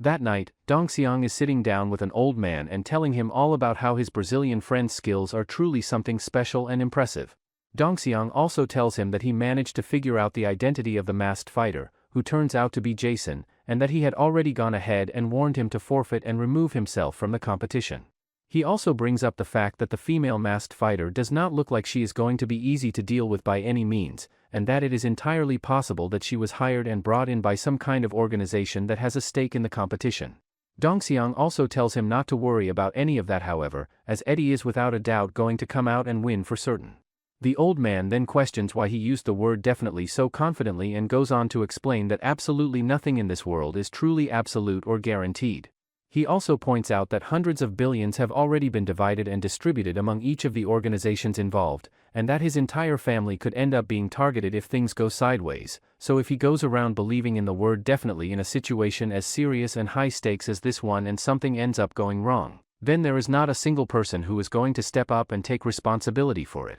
The old man then tells him to go ahead and get the manager ready and eliminate all the pests that are causing problems, and Dongseong gets visibly nervous and uneasy upon hearing those words come out of the old man's mouth. A few days later, Jason goes up against player Honda in his match and manages to come out on top and win the whole thing in under 20 seconds flat. Yunball watches in amazement and thinks to himself that Jason is fighting absolutely amazingly today, so Yejin turns to him and explains that it is because Jason is very much conscious of and thinking about Eddie the whole time he is out there. The semi-final match is now set to take place between Eddie and Jamie, and everyone around is buzzing with excitement about it. Eddie walks up to Jamie and tells her straight to her face that she is really out of luck this time around, because someone has gone ahead and made a specific request to have her killed. After that, some background context is given about capoeira, which is a martial art that was originally invented all the way back in the 16th century in Brazil. It is a very special martial art in the sense that it is a blend of both martial arts and dance combined together into one,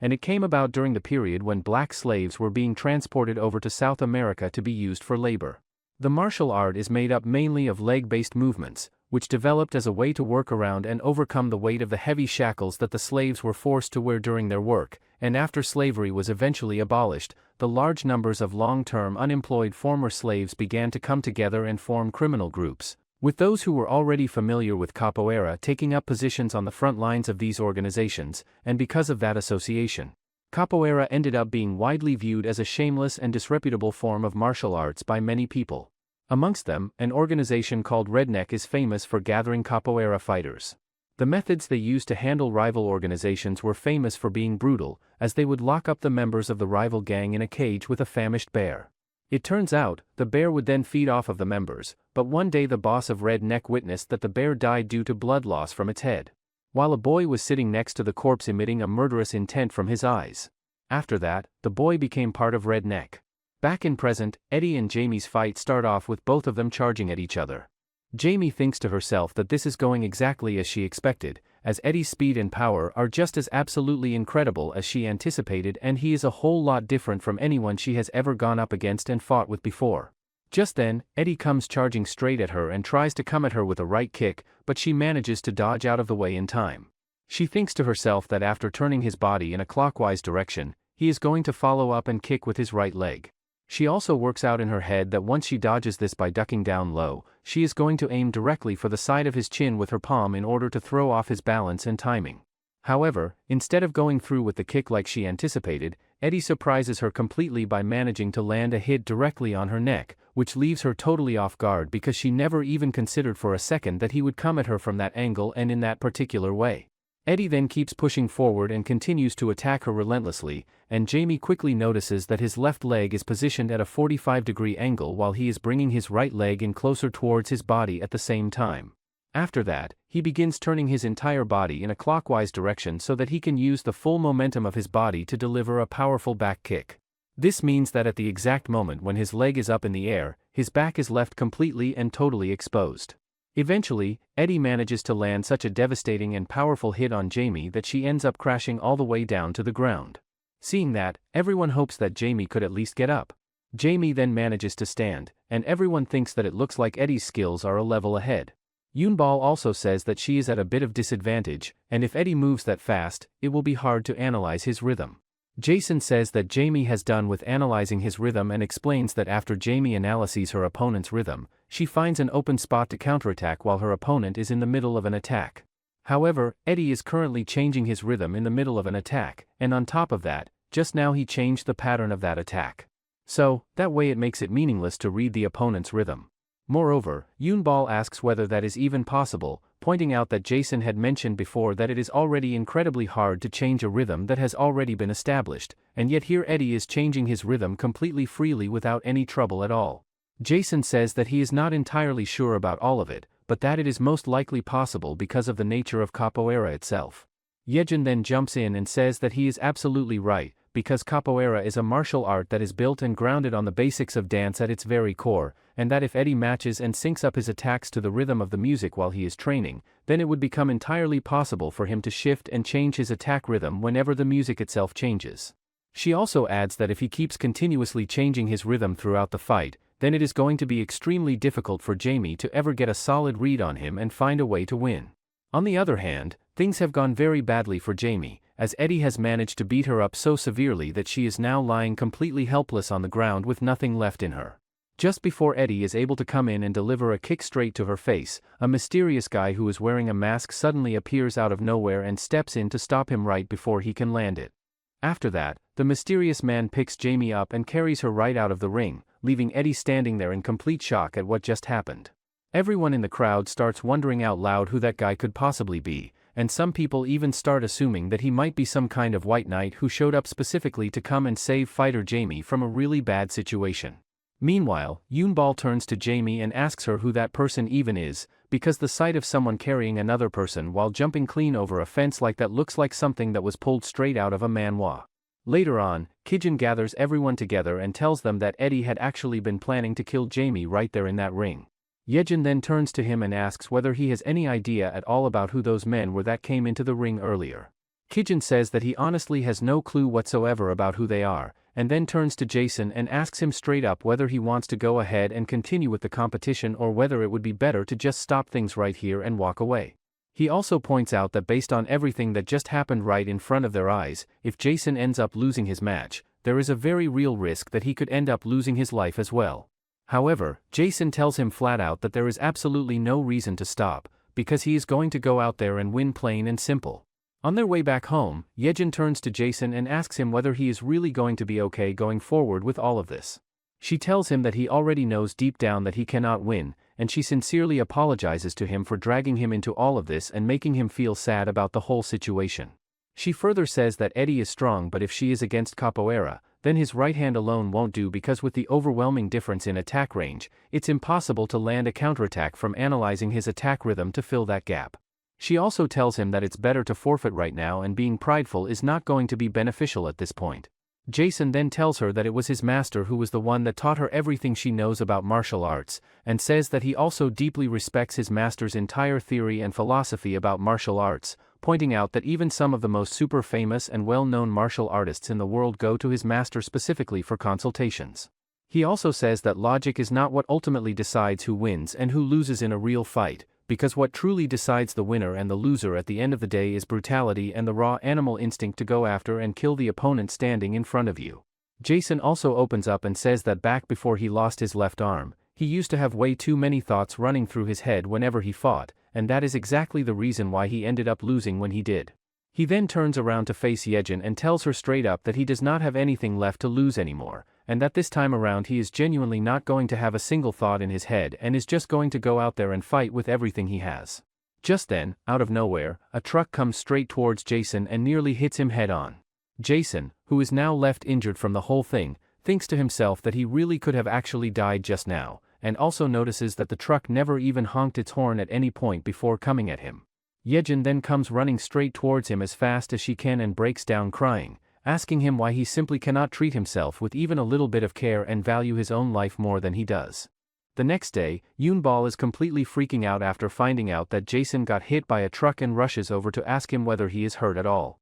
Yunball then starts panicking even more, saying that they must be some kind of gangsters and that he is going to be following Jason around and watching over him 24 hours a day and 7 days a week from this point on to make sure nothing happens to him. Jason then turns to Yunball and tells him to go ahead and gather everyone together after school because he wants them all to do him a favor. A few days later, all the boys in the school have positioned themselves in the corridor and are not letting Yejin and Kijin's sister through to get past them. Kijin's sister speaks up and threatens that she is going to go and tell her brother about all of this, but Yunball steps forward and tells her that he already knows about it and that the two of them are not going anywhere until 10 at night no matter what. Yejin gets absolutely furious hearing that and asks him whether he has any idea that today is the day of Jason's final match. Yunball tells her that this is exactly the reason why she has to stay right there where she is, because Jason personally asked him to make sure they stayed put and did not go anywhere. Yejin then reaches out and grabs Yunball by the jacket and tells him that Jason might be in serious danger right now. She even raises her voice and yells at him, asking whether he does not even care at all about the fact that Jason's life could be at risk. In a flashback, when Jason told this plan to Yunball, he got nervous and told him that they all want to go with him. Jason says that it's an order and whether he win or lose at the final, he will for sure become a big fight and he don't want to see anyone get hurt because of him. Back in the present, Yunball turns to Yejin and tells her that it is not like he actually wants to stay there either, but that it is a direct order from their boss and there is simply nothing either of them can do about it. Yejin then makes up her mind and decides that she is going to stay right there until 10 at night just to see how everything plays out. A little while later, Kijin pulls Jason aside and tells him that not only the guys from high school, but every single person from the school is going to be there watching the final match. He also adds that although they may not have the numbers and are not superior in terms of quantity, since every single one of them actually knows how to fight, they are not going to go down easily if anything ends up happening. After all of that, Jason steps into the ring looking like an absolute beast ready to tear everything apart, and the entire crowd erupts and starts cheering loudly for him. Going back a few months earlier, Kijin happens to run into Dojin and his crew out on the street, and Dojin comes up and apologizes to him for endlessly running his mouth the other day when he was drunk. Kijin then tells the other two guys to go ahead and leave, as he wants to have a conversation with Dojin alone. Kijin then tells him straight up that he knows full well that Dojin hates both Jason and Yunball, and asks him whether he wants to know how to beat both of them once and for all. After that, Kijin goes ahead and manipulates Dojin into going over and telling James and his whole gang about Jason and how he has apparently been saying things about them behind their backs. Kijin then tells him that once he goes ahead and does that, James is going to immediately want to go after Jason and beat him, and that Jason is simply not going to last very long at all when he is up against an entire gang by himself. Before walking away and leaving, Kijin tells him that he is not forcing him to do anything at all, but that as a man, he should at least be willing to step up and take some risks every now and then. Back in the present, Kijin turns to his friend and tells him that Dojin is so straightforward and easy to read that he went ahead and did exactly what Kijin had advised him to do that very same day,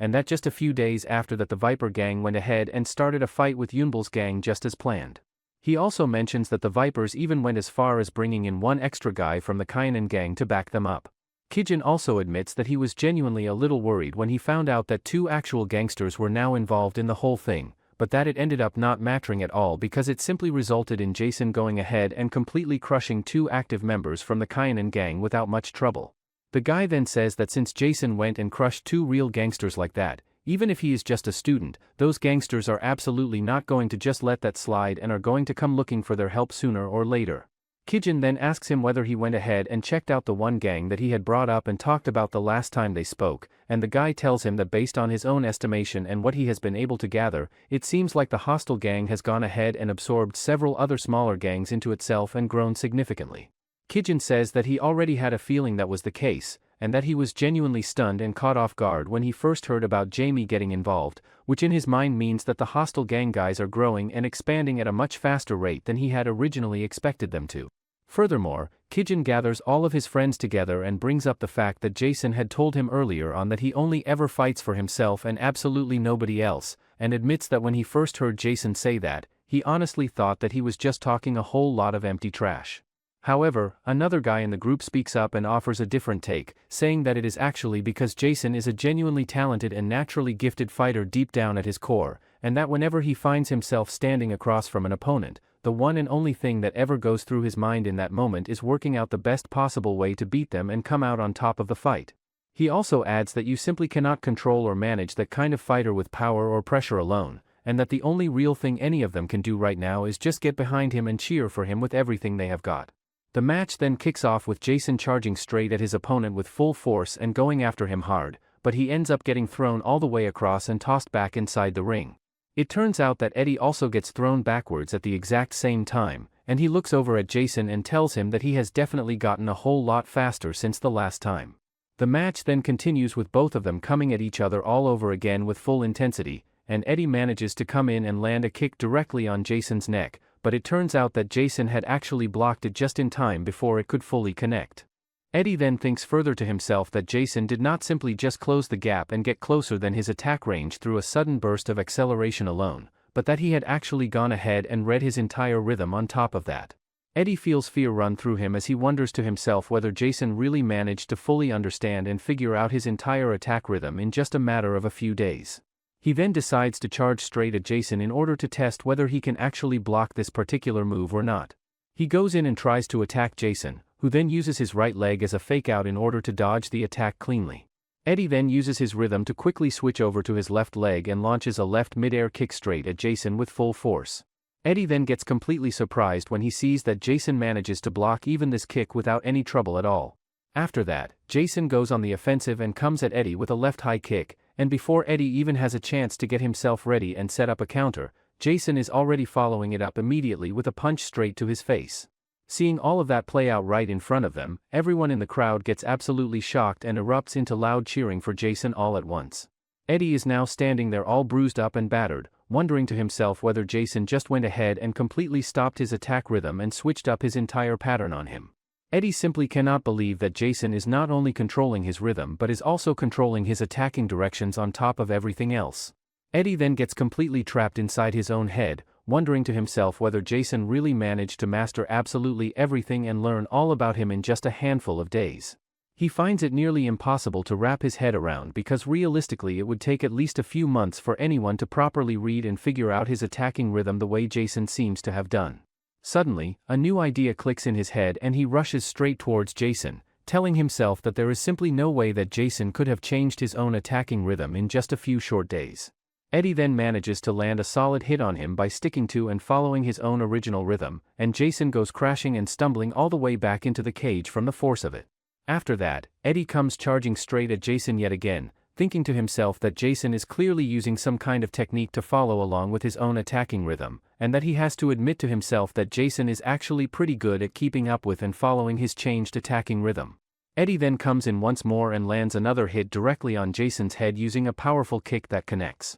After that, Eddie keeps pushing forward and continues to attack Jason relentlessly, but Jason manages to dodge out of the way of his kick in the end. Jason then tries to land a hit on him while he is up in midair, but it has absolutely no effect on Eddie whatsoever, and Eddie comes right back and charges straight at Jason with a powerful high midair kick. Eddie's leg then connects and lands on Jason, but surprisingly at the very same moment Jason's feet also connect and land on Eddie at the exact same time, causing both of them to get pushed back away from each other with equal force. Eddie simply cannot believe that Jason managed to pull off a counter like that in such a short and split-second moment, and from where things stand it genuinely looks like Jason is not even bothering to defend himself at all anymore. Eddie is also starting to get the feeling that Jason does not even care one single bit about whether he gets hit or not. Eddie then comes running straight at Jason again, thinking to himself that he has come across guys exactly like him before and that every single one of them ended up getting killed by him in the end. During yet another intense exchange between the two of them, Jason and Eddie manage to land hits on each other at the same time once again, which sends a massive shock through everyone watching. The whole crowd starts thinking to themselves that both fighters look like they are genuinely trying to kill each other out there and that neither one of them cares about death in the slightest anymore. Eddie then looks over at Jason and tells him that this has been truly amazing and that he has to admit that Jason has some serious guts, but he also goes on to say that in this world there are certain things that simply cannot be overcome or fixed with guts alone, no matter how much of it a person has. Eddie then crouches down towards Jason and asks him whether he should just go ahead and kill him right then and there, since he cannot even get back up on his feet anymore. Kijin's friend speaks up in a panic and says that Jason's life is seriously at risk right now and that they should go ahead, and sends the signal so that everyone can rush in if things get any worse. However, Kijin tells him to hold on and wait just a little longer, saying that he has seen the exact expression that Jason is making right now somewhere before, and that he does not think for a single second that Jason is finished just yet. Eddie then tells Jason that there is someone out there who specifically wants him dead, and that he should be angry at himself for ending up in this position since he had been warned and chose to ignore the advice that was given to him. Right at that moment, Jason somehow manages to push himself back up onto his feet and tells Eddie not to take it too personally either, or that he should not even bother resenting anyone if he ends up dying today. Upon hearing that, Eddie bursts out into a complete maniacal laugh and tells Jason that he is going to kill him right there with his own 2 hands. Jason reaches up and takes off his mask completely and then charges straight at Eddie, who is also coming running towards him at the same time. Jason throws a punch at Eddie, who swiftly dodges out of the way, thinking to himself that he thought there was really something special going on because Jason had been so incredibly confident, but now looking at him up close he can clearly see that Jason is even struggling just to keep his own balance. Eddie then manages to land a hit directly on Jason's liver, and Jason immediately realizes in that moment that Yejin had been completely right about everything. He thinks to himself that he simply cannot get anywhere close enough to deal with capoeira by relying on just his left hand alone. However, since the rules of the competition clearly state that weapons are allowed to be used, Jason reaches out and grabs hold of the rope of Eddie's necklace and starts using it to choke him with everything he has left. The commentator then announces that according to the official rules of the game, what Jason is doing right now does not count as a penalty at all, but wonders out loud to the crowd whether this is really how the whole thing is going to come to an end. Eddie starts to tear up as his mind drifts away and he begins thinking about his past, going back to the moment when the Red Neck owner first came up to him and told him that he was a really interesting guy worth paying attention to. The owner also went ahead and asked Eddie whether he would be interested in coming to work within their group, and right at that moment Eddie accepted his invitation without hesitation. In just 8 short months after that, Eddie managed to go ahead and seize control of an entire city all on his own. The owner then tells him that the people at the top want him to go ahead and take over the West region as well, but Eddie straight up says that he is not the least bit interested in taking over some trash area like that. He also says that what he wants is to go all the way to the very top, and that he wants the owner to teach him exactly how to get there. The owner tells him that he can absolutely send him there, but warns him to be very careful every step of the way,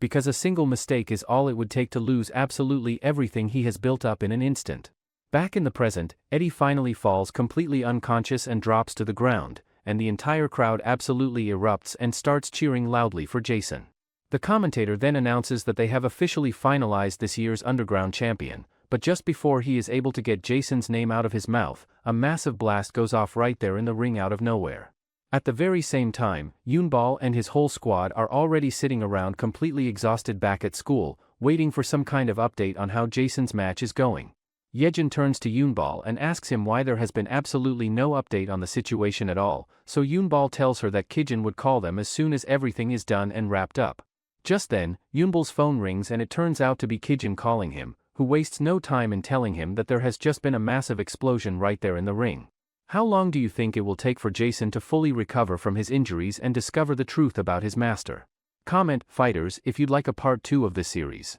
Make sure to like and subscribe the channel for more sports manhwa recaps.